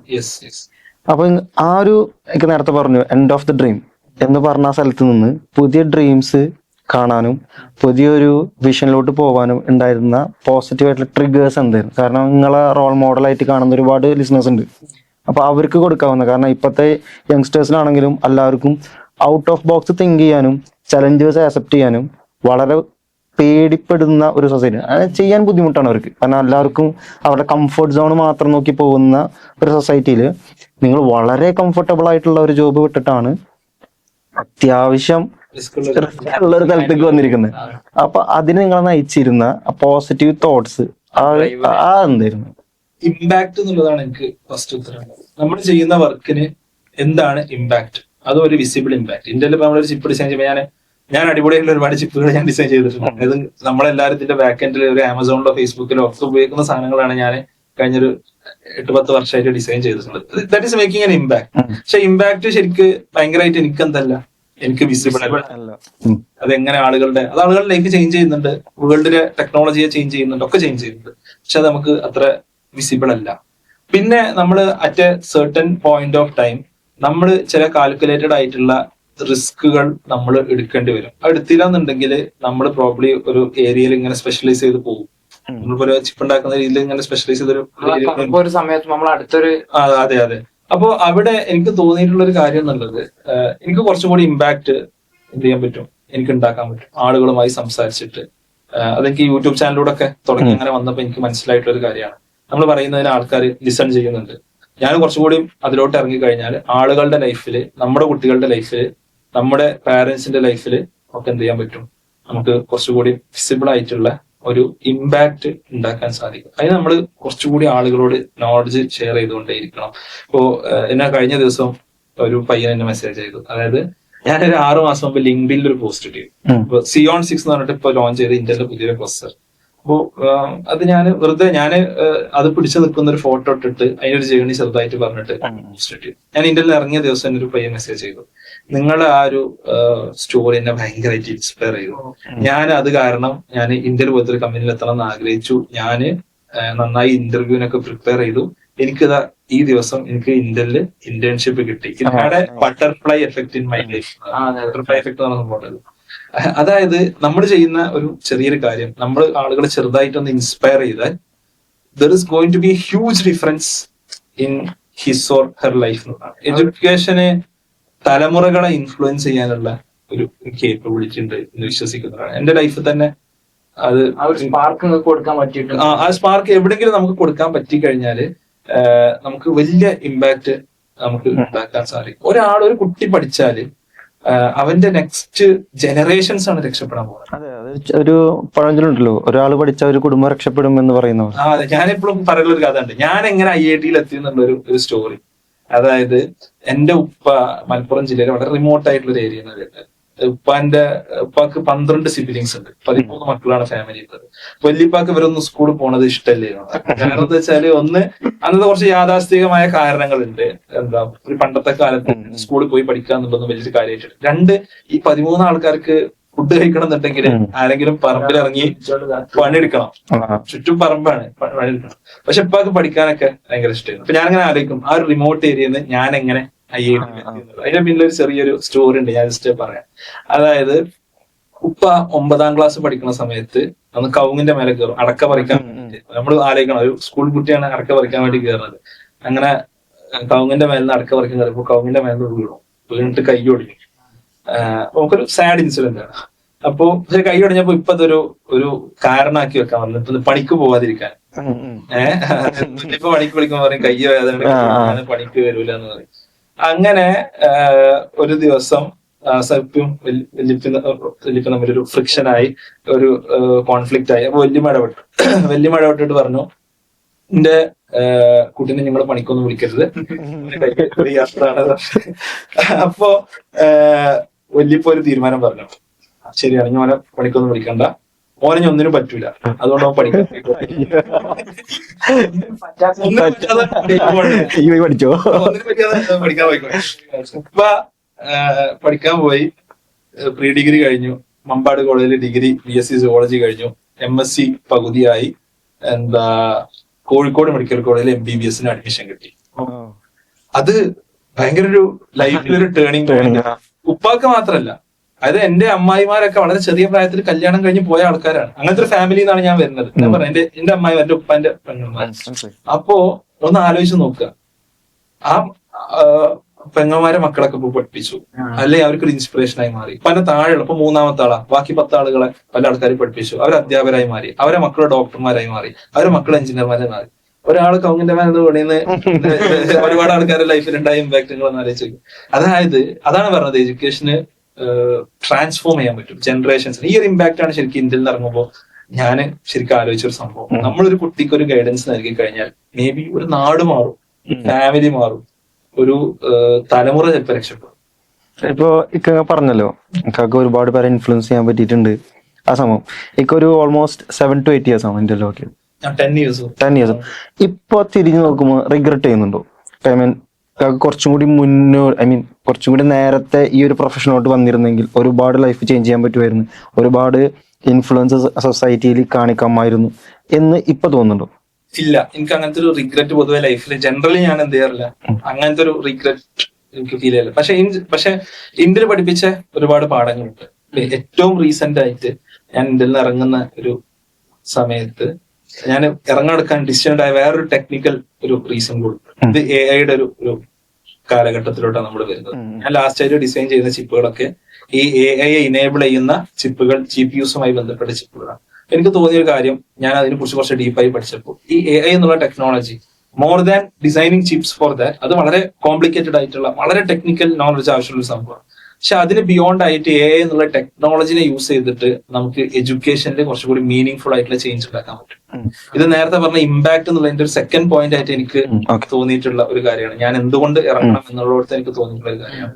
ഈ ഒരു പുതിയ ടെക്നോളജിയെ കുറച്ചുകൂടി മീനിങ് ഫുൾ ആയി, അതിന് വേണ്ട ചിപ്പുകൾ ഉണ്ടാക്കുക എന്നുള്ളത് എനിക്ക് പറ്റും, അത് വേറെ ആളുകൾക്കും പറ്റും. പക്ഷെ അതിനെ കുറച്ചുകൂടി മീനിങ് ഫുൾ ആയിട്ട് ഞാൻ ചെയ്തുകൊണ്ടിരിക്കുന്ന ഒരു എഡ്യൂക്കേഷൻ എന്നുള്ള കാര്യത്തിൽ എന്ത് ചെയ്യാൻ പറ്റും, എനിക്ക് കുറച്ചുകൂടി മീനിങ് ഫുൾ ആയിട്ട്. അതെ. അപ്പോ ഈ ഒരു ബോധ്യം എനിക്ക് വന്നത് എന്താണ്, റീസെന്റ് ആണ്. ആ റീസെന്റ് ഇന്ത്യയിലെ ജോബ് ഉണ്ടായത് കൊണ്ട് തന്നെയാണ് ആ ഒരു സംഭവം എനിക്ക് വന്നിട്ടുള്ളതെന്ന് എനിക്ക് തോന്നുന്നത്. പിന്നെ ഒരു പ്രാവശ്യം നിങ്ങൾക്ക് ഒരു ചാൻസ് കിട്ടണം കൊണ്ട് റീസ്റ്റാർട്ട് ചെയ്യാൻ. അപ്പൊ അങ്ങനെയാണെങ്കിലും നിങ്ങൾ ഈ ഒരു ലെവലിൽ തന്നെയാണ് എന്നുള്ളതുണ്ടോ? അല്ലെ എപ്പോഴെങ്കിലും നിങ്ങൾ റിഗ്രറ്റിന്റെ കാര്യമല്ല, പക്ഷെ എപ്പോഴെങ്കിലും നിങ്ങൾ ചിന്തിച്ചിട്ടുണ്ടോ പിന്നെ ഒരു പ്രാവശ്യം കൂടി റീസ്റ്റാർട്ട് ചെയ്യുകയാണെങ്കിൽ അങ്ങനെ ചെയ്യാമായിരുന്നു, അല്ലെങ്കിൽ ഈ ഒരു പാത്ത് ചൂസ് ചെയ്യാമായിരുന്നു, അങ്ങനത്തെ ഒരു സാധനം ഉണ്ടായിരുന്നു? അല്ല, നമ്മൾ റീസ്റ്റാർട്ട് ചെയ്യുകയാണെന്നുണ്ടെങ്കിൽ ഡെഫിനറ്റ്ലി നമുക്ക് ഒരുപാട് ലേണിങ്സ്, ലേണിംഗ് ബൈ ഡൂയിങ് ആണല്ലോ നമ്മൾ എന്ത് ചെയ്യുന്നത്, എല്ലാം പഠിക്കുന്നത്. നമ്മൾ കുറച്ച് എക്സ്പീരിയൻസ്ഡ് ആയ ആൾക്കാരോട് സംസാരിക്കാനുള്ള റീസൺ എന്താ, അവര് വരുത്തിയ മിസ്റ്റേക്സ് നമ്മൾ വരുത്തരുത് എന്നുള്ളത് കൊണ്ടാണ്. അപ്പൊ നമ്മള് വീണ്ടും ആ ഒരു ജേർണി റീതിങ്ക് ചെയ്യുകയാണെങ്കിൽ മേ ബി റൈറ്റ്ലി ഡൂയിങ് ആയിട്ടുള്ള ഒരുപാട് കാര്യം ഉണ്ടാവും. പക്ഷെ അതിനെക്കുറിച്ച് നമ്മൾ റിഗ്രറ്റ് ചെയ്തിട്ട് കാര്യമൊന്നുമില്ല. അത് നമ്മൾ പുതുതായിട്ട് നമ്മൾ ചെയ്യുമ്പോൾ നമ്മൾ അത് ആലോചിക്കുക, നമ്മൾ ചെയ്യുക എന്നുള്ളതല്ലാതെ അങ്ങനത്തെ ഒരു തോട്ട് പ്രോസസ്സിലോട്ട് ഞാൻ ജനറലി പോലും. പക്ഷെ മിസ്റ്റേക്സ് നമ്മൾ തിരുത്തിക്കൊണ്ടേയിരിക്കണം. ഡെഫിനറ്റ്ലി മിസ്റ്റേക്സ് ഉണ്ടാവും. നമ്മൾ എസ്പെഷ്യലി ഒരു സ്റ്റാർട്ടപ്പ് ഒരു ഓണ്ടർപ്രണർ ഒക്കെ ആയി മാറി നമ്മൾ ഓരോ കാര്യങ്ങൾ ചെയ്യുമ്പോൾ ഡെഫിനറ്റ്ലി നമുക്ക് പലതും പഠിക്കാനുണ്ടാവും. നമ്മൾ ചെയ്ത കാര്യങ്ങളിൽ മിസ്റ്റേക്സ് ഉണ്ടാവും. പക്ഷെ അത് എന്റെ ഒരു പ്രൊഫഷണലി അതൊരു റോങ് ഡിസിഷൻ ആയിരുന്നോ അങ്ങനത്തെ കാര്യങ്ങളൊന്നും എനിക്ക് എന്ത് ഫീൽ ചെയ്തിട്ടില്ല. നിങ്ങളെ കുറിച്ച് അറിഞ്ഞപ്പോ നിങ്ങളെ യൂട്യൂബ് ചാനൽസ് ബാക്കിയുള്ളതെല്ലാം കണ്ടപ്പോ നിങ്ങളെ പേര് ഭയങ്കര സ്ട്രൈക്കിംഗ് ആയിരുന്നു. പൊതുവെ ആൾക്കാര് ലേൺ അല്ലെങ്കിൽ ടീച്ച് എന്നൊക്കെ പറഞ്ഞിട്ടുള്ള സാധനമാണെങ്കിൽ നിങ്ങൾ ഇട്ടിരിക്കുന്നത് അൺലേൺ വിത്ത് അജ്മൽ എന്നാണ്. അപ്പൊ ആ ഒരു സാധനം എന്തുകൊണ്ടാണ് അങ്ങനെ ഒരു സ്ട്രൈക്കിംഗ് ആയിട്ടുള്ള വേർഡ് ഇട്ടതും, അതേപോലെ തന്നെ നിങ്ങൾ ഈ ലൈഫ് ജേണിയിൽ ഒരുപാട് കൊല്ലം നിങ്ങൾ ഇന്റൽ വർക്ക് ചെയ്തു, വലിയ എക്സാംസ് എല്ലാം ക്രാക്ക് ചെയ്തിട്ടുണ്ട്. അങ്ങനെ ആ ലൈഫ് ജേണിയിൽ നിങ്ങൾ അൺലേൺ ചെയ്തിട്ടുള്ള എന്തെങ്കിലും ഒരു കാര്യം അതൊന്ന് ഷെയർ ചെയ്യാവോ? ഓക്കെ, ഞാൻ ആദ്യം എന്റെ യൂട്യൂബ് ചാനലിന്റെ പേര് അജ്മൽസ് ക്ലാസ് റൂം. എന്റെ മനസ്സിലുള്ള സംഭവം ഒരു ഫിസിക്സും മാത്സും ഒക്കെ ആൾക്കാരെ പഠിപ്പിക്കുക എന്നുള്ള ലക്ഷ്യത്തിലാണ് ഞാൻ തുടങ്ങി. എന്റെ ഫസ്റ്റ് വീഡിയോസ് ഒക്കെ മാത്സ് ആളുകളെ പഠിപ്പിക്കുന്ന വീഡിയോസ് ആണ്. പിന്നെ അൺലേണിലോട്ട് ഞാൻ പിന്നെ എഡ്യൂക്കേഷനെ കുറിച്ച് സംസാരിച്ച് തുടങ്ങിയതിന് ശേഷം ഞാൻ ചാനലിന്റെ ഒരു പേര് മാറ്റുകയാണ് ചെയ്തത്, അൺലേൺ വിത്ത് അജ്മൽ. അൺലേൺ എന്നുള്ള പേര് ഇടാനുള്ള റീസൺ എന്നുള്ളത് നമ്മള് ഒരു ഇൻഫർമേഷൻ ഓവർലോഡിന്റെ കാലത്താണ് നമ്മൾ ജീവിച്ചുകൊണ്ടിരിക്കുന്നത്. അതായത് ചുറ്റുഭാഗത്തുനിന്നും നമുക്ക് ഇൻഫർമേഷൻ ആണ്. പണ്ട് നമ്മളൊക്കെ സ്കൂളിൽ പഠിക്കുമ്പോൾ അധികം ഒന്നും നമുക്ക് ഇൻഫർമേഷൻ ഇല്ല. നമ്മളൊന്ന് പത്രം വായിക്കണം, അല്ലെങ്കിൽ ടിവിയിൽ എന്തെങ്കിലും കാണണം, ഇന്റർനെറ്റൊക്കെ സെർച്ച് ചെയ്യാന്ന് പറഞ്ഞാൽ വളരെ അപൂർവമായ കാര്യം. ഇന്ന് എല്ലായിടത്തും ഇൻഫർമേഷൻ കിട്ടിയിട്ട് ഏതാണ് റൈറ്റ്, ഏതാണ് റോങ്, ഏതാണ് നമ്മളെ ഇൻഫ്ലുവൻസേഴ്സ് തന്നെ പല ഇതിട്ട് വരുന്നുണ്ടാവും. ഏതാണ് റൈറ്റ്, ഏതാണ് റോങ്, എവിടെയാണ് നമ്മൾ കോൺസെൻട്രേറ്റ് ചെയ്യണമെന്ന് നമുക്ക് അറിയില്ല. അപ്പൊ ചില കാര്യങ്ങൾ എന്ത് ചെയ്യേണ്ടതുണ്ട്, നമ്മൾ അൺലേൺ ചെയ്യേണ്ടതുണ്ട് എന്നുള്ളൊരു കൺസെപ്റ്റിന്റെ ബേസിലാണ് എന്ത് ചെയ്യുന്നത്, ഫിൽറ്ററിങ് നമുക്ക് ആവശ്യമാണ്. ഫിൽറ്ററിങ് ആവശ്യമാണ്. മാത്രമല്ല നമ്മൾ സാമ്പ്രദായികമായി പഠിച്ചു വന്ന കുറെ കാര്യങ്ങൾ എന്ത് ചെയ്യേണ്ടതുണ്ട്, നമ്മൾ തിരുത്തിയിട്ട് വേണം. തിരുത്തിയാലേ നമുക്ക് വീണ്ടും എന്ത് ചെയ്യാൻ പറ്റുള്ളൂ, അത് റീലേൺ ചെയ്യാൻ പറ്റുള്ളൂ എന്നുള്ള ഒരു സംഭവമാണ്. ഞാൻ അൺലേൺ ചെയ്തതെന്ന് പറഞ്ഞാല് ഒന്ന് രണ്ട് കാര്യങ്ങൾ മേ ബി ഞാൻ ജസ്റ്റ് പറയാം. ഒന്നാമത്തത്, നമ്മുടെ ലൈഫിന് എപ്പോഴും ഒരു കോമ്പൗണ്ടിങ് എഫക്ട് ഉണ്ടാവും. നമ്മളെപ്പോഴും ലൈഫിനെ കുറിച്ച് വളരെ ലീനിയർ ആയിട്ട് ആലോചിക്കും. ഒരു ഉദാഹരണം പറയുകയാണെങ്കിൽ പഠിക്കുന്നു, ഒരു ഡിഗ്രി നല്ല എടുക്കുന്നു, ജോലി നേടുന്നു, ലൈഫ് ഹാപ്പി ആവുന്നു. ഇങ്ങനെ നമ്മൾ ഇങ്ങനെ ആലോചിച്ച് പോകുന്ന ലീനിയർ ഫാഷനിലല്ല എന്ത് ചെയ്യാ ഈ ലൈഫ് നടക്കുക എന്നത്. ഇപ്പൊ നിങ്ങളൊരു പോഡ്കാസ്റ്റ് തുടങ്ങി, നിങ്ങൾ പറഞ്ഞു, ഞാൻ ഫസ്റ്റ് സംസാരിച്ചപ്പോൾ നിങ്ങൾ പറഞ്ഞു ഒരു വർഷമാണ് പോഡ്കാസ്റ്റ് തുടങ്ങിയത്. There was a point, right? There was a point. ചിലപ്പോൾ നിങ്ങൾക്ക് തോന്നിയിട്ടുണ്ടാവാം ഇത് നിർത്തി പോണം, അല്ലെങ്കിൽ ഇതുകൊണ്ട് പ്രത്യേകിച്ച് കാര്യമില്ല, ആൾക്കാർ കാണുന്നുണ്ടാവില്ല, അല്ലെ? പക്ഷെ at certain point it went up. പക്ഷെ നമ്മളെ വെച്ചിടത്തോളം നമുക്ക് ആ ഒരു ബൂസ്റ്റ് കുറച്ച് ഏർലി സ്റ്റേജിൽ കിട്ടിയിട്ടുണ്ട്. അപ്പൊ നമുക്ക് അങ്ങനെ ഒരു നെഗറ്റീവ് ഫീൽ സംഭവം നമുക്ക് ഇത് കൊമേഴ്ഷ്യലൈസ് ചെയ്യുക അല്ലെങ്കിൽ ഇതിന്നൊരു പിന്നെ എന്തോ ഒരു വലിയ റെവല്യൂഷൻ ഉണ്ടാക്കുക എന്നുള്ള അങ്ങനെ ആദ്യം നമുക്ക് ഉണ്ടായിരുന്നില്ല. അത് ഈ ഒരു കൺസെപ്റ്റ് വരുന്നത് തന്നെ നമ്മളിങ്ങനെ ഫ്രണ്ട്ലി. ഞാൻ എന്റെ കാര്യം പറയാം. ഞാൻ യൂട്യൂബ് ചാനൽ തുടങ്ങിയിട്ട് അങ്ങനെയാണെങ്കിൽ ഒരു 7-8 കൊല്ലമായിട്ടുണ്ടാവും ഏറ്റവും മിനിമം. ഫസ്റ്റത്തെ 2-3 കൊല്ലമൊന്നും ആരും എന്ത് ചെയ്തിട്ടില്ല. ആരെങ്കിലൊക്കെ ചിലപ്പോൾ ഇങ്ങനെ കുറച്ച് കാണുന്നുണ്ടാവും, കണ്ടിട്ടില്ല. അപ്പോ but at A certain point of time എന്ത് ചെയ്യാൻ തുടങ്ങി, ഇത് ആൾക്കാരെ അടിച്ചു കയറി ഒരു ബൂസ്റ്റ് കിട്ടി തുടങ്ങി. നമ്മളിങ്ങനെ സംസാരിച്ച് നമ്മൾ കൺസിസ്റ്റന്റ് ആയിട്ട് സംസാരിക്കുന്നതിന്റെ ഒരു ഫലമായിരിക്കും. ആ കൺസിസ്റ്റൻസി വളരെ പ്രധാനമായിട്ടുള്ള ഒരു കാര്യം തോന്നുന്നു. അതെ അതെ. അപ്പൊ അത് ഒരു സർട്ടൻ പോയിന്റ് ഓഫ് ടൈം ലൈഫിൽ ഒരു കോമ്പൗണ്ടിങ് എഫക്ട് ഉണ്ടാവും. പിന്നെ നമ്മുടെ ഗ്രോത്ത് എന്തായിരിക്കും, ഒരു ലീനിയർ ഗ്രോത്തില്. കാരണം ലീനിയർ എന്ന് പറഞ്ഞാല് ഇപ്പൊ നമ്മള് ആലോചിക്കല് ഇപ്പൊ 5 മിനിറ്റ് പഠിച്ചാല് 50 മാർക്ക് കിട്ടണം എന്നുണ്ടെങ്കിൽ 10 മിനിറ്റ് പഠിച്ചാൽ എത്ര മാർക്ക് നമുക്ക് കിട്ടണം, 100 മാർക്ക് കിട്ടണം എന്നുള്ളതാണ് നമ്മൾ ആലോചിക്കുക. അങ്ങനെയല്ല ഇത് സംഭവിക്കുക. 5 മിനിറ്റ് പഠിച്ചാൽ 50 മാർക്ക് കിട്ടുമെങ്കിൽ 10 മിനിറ്റ് പഠിച്ചാൽ 60 മാർക്ക് കിട്ടുള്ളൂ. പക്ഷെ ഈ ഒരു പ്രോസസ്സ് നമ്മൾ കണ്ടിന്യൂ ചെയ്തുകൊണ്ടേ ഇരുന്നാൽ at certain point of time അടുത്ത പ്രാവശ്യം ഇപ്പൊ 5 മിനിറ്റ് പഠിച്ചാൽ മതി നമുക്ക് 100 മാർക്ക് കിട്ടാൻ. ഇതാണ് ഒരു ലൈഫിലുള്ള ഒരു കോമ്പൗണ്ടിങ് എഫക്ട് എന്നുള്ളത്. അപ്പൊ നമ്മൾ കൺസിസ്റ്റന്റ് ആയിട്ട് നമ്മൾ കാര്യങ്ങൾ ചെയ്തുകൊണ്ടേ ഇരിക്കുക. നമ്മളിങ്ങനെ ഒരു ഫ്ലോയില് മാത്രം വിശ്വസിച്ച് പോകരുത് എന്നുള്ളതാണ് ഞാൻ അൺലേൺ ചെയ്ത ഏറ്റവും പ്രധാനപ്പെട്ട കാര്യങ്ങളിലൊന്നും എനിക്ക് തോന്നിയിട്ടുള്ളത്. നമ്മള് പിന്നെ നേരത്തെ നമ്മൾ സംസാരിച്ചൊരു കാര്യത്തിലേക്ക് നമ്മൾ തിരിച്ചു വരാം. എന്ന് വെച്ചാല് കേരളത്തിലുള്ള പ്രൈമറി എഡ്യൂക്കേഷൻ ഓക്കെയാണ്, പിന്നീടുള്ള കാര്യങ്ങളിലാണ് നമുക്ക് ഒരു പ്രൈമറി എഡ്യൂക്കേഷൻ ഇൻഫ്രാസ്ട്രക്ചർ ഓക്കെയാണ്, ക്വാളിറ്റി ഒരിക്കലും ഓക്കെ അല്ല. ഇപ്പൊ നമ്മള് കേരളത്തിനെ തന്നെ ഇപ്പം നോർത്ത് ഇന്ത്യൻ സ്റ്റേറ്റ്സിലൊക്കെ പറയുകയാണെങ്കിൽ ആളുകൾ ലിറ്ററസിയിൽ മുന്നോട്ട് നിൽക്കുന്ന ഒരു സ്ഥലമാണെന്നൊക്കെ പറഞ്ഞു. ഇപ്പൊ റോഡ് വരെ 100% ലിറ്ററസി എന്നൊക്കെ പറഞ്ഞിട്ട്. അപ്പൊ ആ ഒരു ലിറ്ററസി അത്ര ഉണ്ടായിട്ട് പോലും ഇപ്പൊ നേരത്തെ പറഞ്ഞ പോലെ IIT-ലൊക്കെ നമ്മൾ അഡ്മിഷൻസ് വളരെ കുറവാണ്. അപ്പൊ മറ്റുള്ള സ്റ്റേറ്റുകൾ നമ്മളിൽ നിന്ന് വ്യത്യസ്തമായിട്ട് ചെയ്യുന്നത് എന്തായിരിക്കും? അപ്പൊ നമ്മള് സംസാരിക്കണം, ഇപ്പൊ നമ്മളവിടെ ഒരുപാട് അന്യസംസ്ഥാന തൊഴിലാളികൾ ജോലിക്ക് വരുന്നുണ്ട്. അപ്പൊ അവരൊക്കെ ആയിട്ട് സംസാരിക്കണം. ഇപ്പൊ ഞാൻ കൂടെ ഒരാളടുത്ത് ഞാൻ സംസാരിച്ചിട്ടേ ഉള്ളൂ. അപ്പൊ മൂപ്പര് പറയണെന്ന് വെച്ചാല് മൂപ്പരെ നാട്ടിൽ നിന്ന് പഠിക്കാനാന്ന് പറഞ്ഞിട്ട് ഡൽഹിക്കൊക്കെ വീട്ടിൽ നിന്ന് സംസാരിച്ചിട്ട് ഒരു വരും അത്ര. എന്നിട്ട് അവിടെ നിന്ന് പെട്ടെന്ന് വീട്ടുകാരോട് മിണ്ടാതെ നേരെ ഇങ്ങോട്ട് വരും കേരളത്തിൽ. എന്നിട്ട് ഇവിടെ വന്നിട്ട് കിച്ചണിലുള്ള ജോലികളിലേക്ക് ഒരു പോകും. പക്ഷെ എങ്കിലും അവിടെ ആ ഒരു ഡ്രൈവ് ഉള്ളതുകൊണ്ടാണോ അവിടുന്ന് നമ്മളെക്കാളും കൂടുതൽ ആളുകൾ IIT എത്തിപ്പെടുന്നത്, അല്ലെങ്കിൽ അവിടെ ഒരു സ്പെസിഫിക് ആയിട്ട് വേറെ എന്തോ ഒരു ഒരു സ്ട്രൈക്കിംഗ് സാധനം അവർക്ക് ഉള്ളതുകൊണ്ടാണോ എന്ന് പറയുകയാണെങ്കിൽ? ഒന്ന് 2-3 റീസൺസ് ഉണ്ട്. ഞാൻ പറഞ്ഞു തരുന്നത് ഇപ്പൊ അവിടുത്തെ എല്ലാ ആൾക്കാരും വളരെയധികം എഡ്യൂക്കേഷനിൽ അഫ്ലുവന്റ് ആണ് എന്നുള്ളതൊന്നുമല്ല. അല്ല, പക്ഷെ അവിടെ പഠിക്കുന്ന ആൾക്കാർക്ക് എന്ത് ചെയ്യുന്നുണ്ട്, നമ്മുടെ കുട്ടികളെക്കാളും ഒരു അഡ്വാൻറ്റേജ് കിട്ടുന്നുണ്ട്. അതിൽ ഒരു റീസൺ എന്നുള്ളത് സിലബസ് കാര്യങ്ങളിൽ എന്തുണ്ട്, കുറച്ച് ഡിഫറൻസ് ഉണ്ട്. കേരളത്തിന്റെ സിലബസ് രൂപീകരിക്കപ്പെട്ടത് വളരെ കേരള സിലബസ് എന്നുള്ളത് വളരെ ഒരു ഹയർ ലെവലിലുള്ള ഒരു സംഭവം മാത്രമായിട്ടാണ് കേരളത്തിലെ മിക്ക ടെക്സ്റ്റ് ബുക്കുകളും കാര്യങ്ങളൊക്കെ ഉള്ളത്.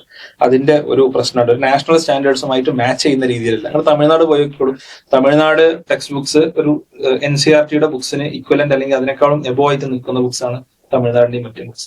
രണ്ടാമത്തെ റീസൺ എന്നുള്ളത് അവരുടെ മൈൻഡ് സെറ്റിൽ ഒരു ഡിഫറൻസ് ഉണ്ട്. ഞാൻ നേരത്തെ ഫസ്റ്റ് പറഞ്ഞ സംഭവം, നമ്മള് എന്താ ആലോചിക്കുക, നമ്മൾ ആ +2 വരെ എങ്ങനെയെങ്കിലുമൊക്കെ നല്ല A+ കാര്യങ്ങളൊക്കെ വാങ്ങാം, എന്നിട്ട് അതിനുശേഷം നമ്മുടെ കുട്ടികളെ ഏതെങ്കിലും ഒരു എൻട്രൻസ് കോച്ചിങ് സെന്ററിലൊക്കെ കൊണ്ടുപോയി വെക്കുക. ആ രീതിയിലാണ് നമ്മുടെ ആൾക്കാർക്ക് തോട്ട് പ്രോസസ്സ് പോകുന്നത്. നേരെ മറിച്ച് അവരാലോചിക്കുന്നത് കുറച്ചുകൂടി നേരത്തെ കുട്ടികൾക്ക് അതിനുള്ള പ്രിപ്പറേഷൻ മറ്റു കാര്യങ്ങളൊക്കെ ഒരുക്കാം. അപ്പൊ എന്റെ റൂംമേറ്റ് ഉണ്ടായിരുന്നു, ശ്രീധർ എന്നാണ് എന്റെ പേര്, ആന്ധ്രക്കാരൻ. അപ്പോ അവന് പറഞ്ഞ അവന്റെ കസിൻ IIT കോച്ചിങ്ങിന് പോകുന്നുണ്ട്. അപ്പൊ ഞാൻ ചോദിച്ചു എത്രാം ക്ലാസ്സിലാണ്? അവർ 3ാം ക്ലാസ്സിലാണ്. IIT coaching 3. അപ്പൊ ഞാൻ പറഞ്ഞത് 3ാം ക്ലാസ് തന്നെ നമ്മൾ IIT കോച്ചിങ്ങിന് പോകണമെന്നൊന്നല്ല. പക്ഷേ ഒരു 6-7 ക്ലാസ്സിൽ അവരെന്ത് ചെയ്യുന്നുണ്ട്, ഇതിനെക്കുറിച്ച് ആലോചിച്ച് തുടങ്ങുന്നുണ്ട്. അതിന് വേണ്ടിയിട്ടുള്ള സാഹചര്യങ്ങൾ കുട്ടികൾക്ക് ഒരുക്കുന്നുണ്ട്.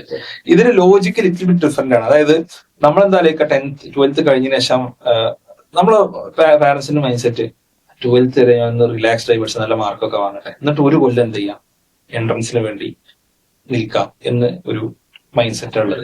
ഇത് ആക്ച്വലി ഭയങ്കര ഒരു മണ്ടത്തരാണ്. കാരണം എന്താ വെച്ചാല് 2 കൊല്ലം പഠിക്കാത്തവനെ 1 കൊല്ലം കൊണ്ട് ഈ 2 കൊല്ലത്തെ ഇത് ഫുള്ള് 1 കൊല്ലം കൊണ്ട് പഠിക്കും എന്ന് ചിന്തിക്കുന്ന എന്തുണ്ട്, അവിടെ ലോജിക്കിന്റെ വലിയൊരു പ്രശ്നമുണ്ട്.